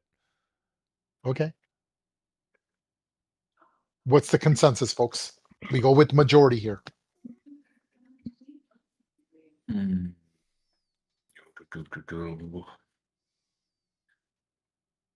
I mean, I don't need I'm a ass- short rest.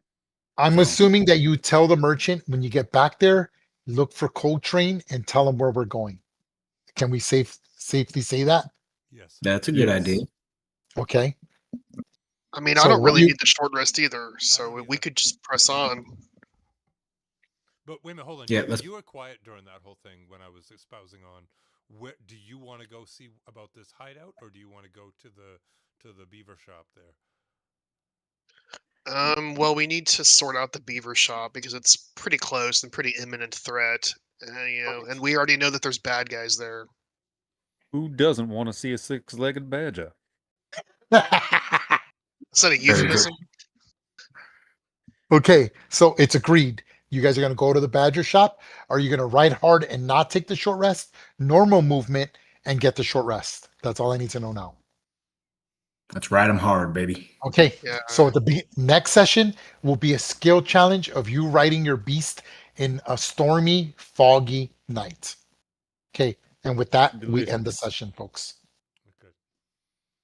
Thank you, Ray. Yes. Good session. That It was worked. good. I had a good time. I can't believe I didn't injure. I like. Oh, I hate it when I have a bad DM night. I'm rolling. You just bad. I said I didn't lose It any was hit it was a points. medium encounter. It was a medium encounter supposed to drain your resources. I mean, at least I wasted Clean some. streak for me. I wasted a few first level spells from Fastidious and a few first level spells from some of you, but gosh darn, because I have a full daily encounter, right? Worth of experience. So it goes to show you. I only used enough for medium. Yeah, I only did one Yeah, I first used- level for fairy fire. I used 2 spells. Yeah, I used Have 2 a spells. wonderful weekend or week, my friends. Yes, Yep. You as well. All right. Enjoy. Yep. Enjoy and good night, folks. Thank you. Bye, everybody. Good night. Yep. Yep. Right. Good session. Good night. All right. Thanks, Ray.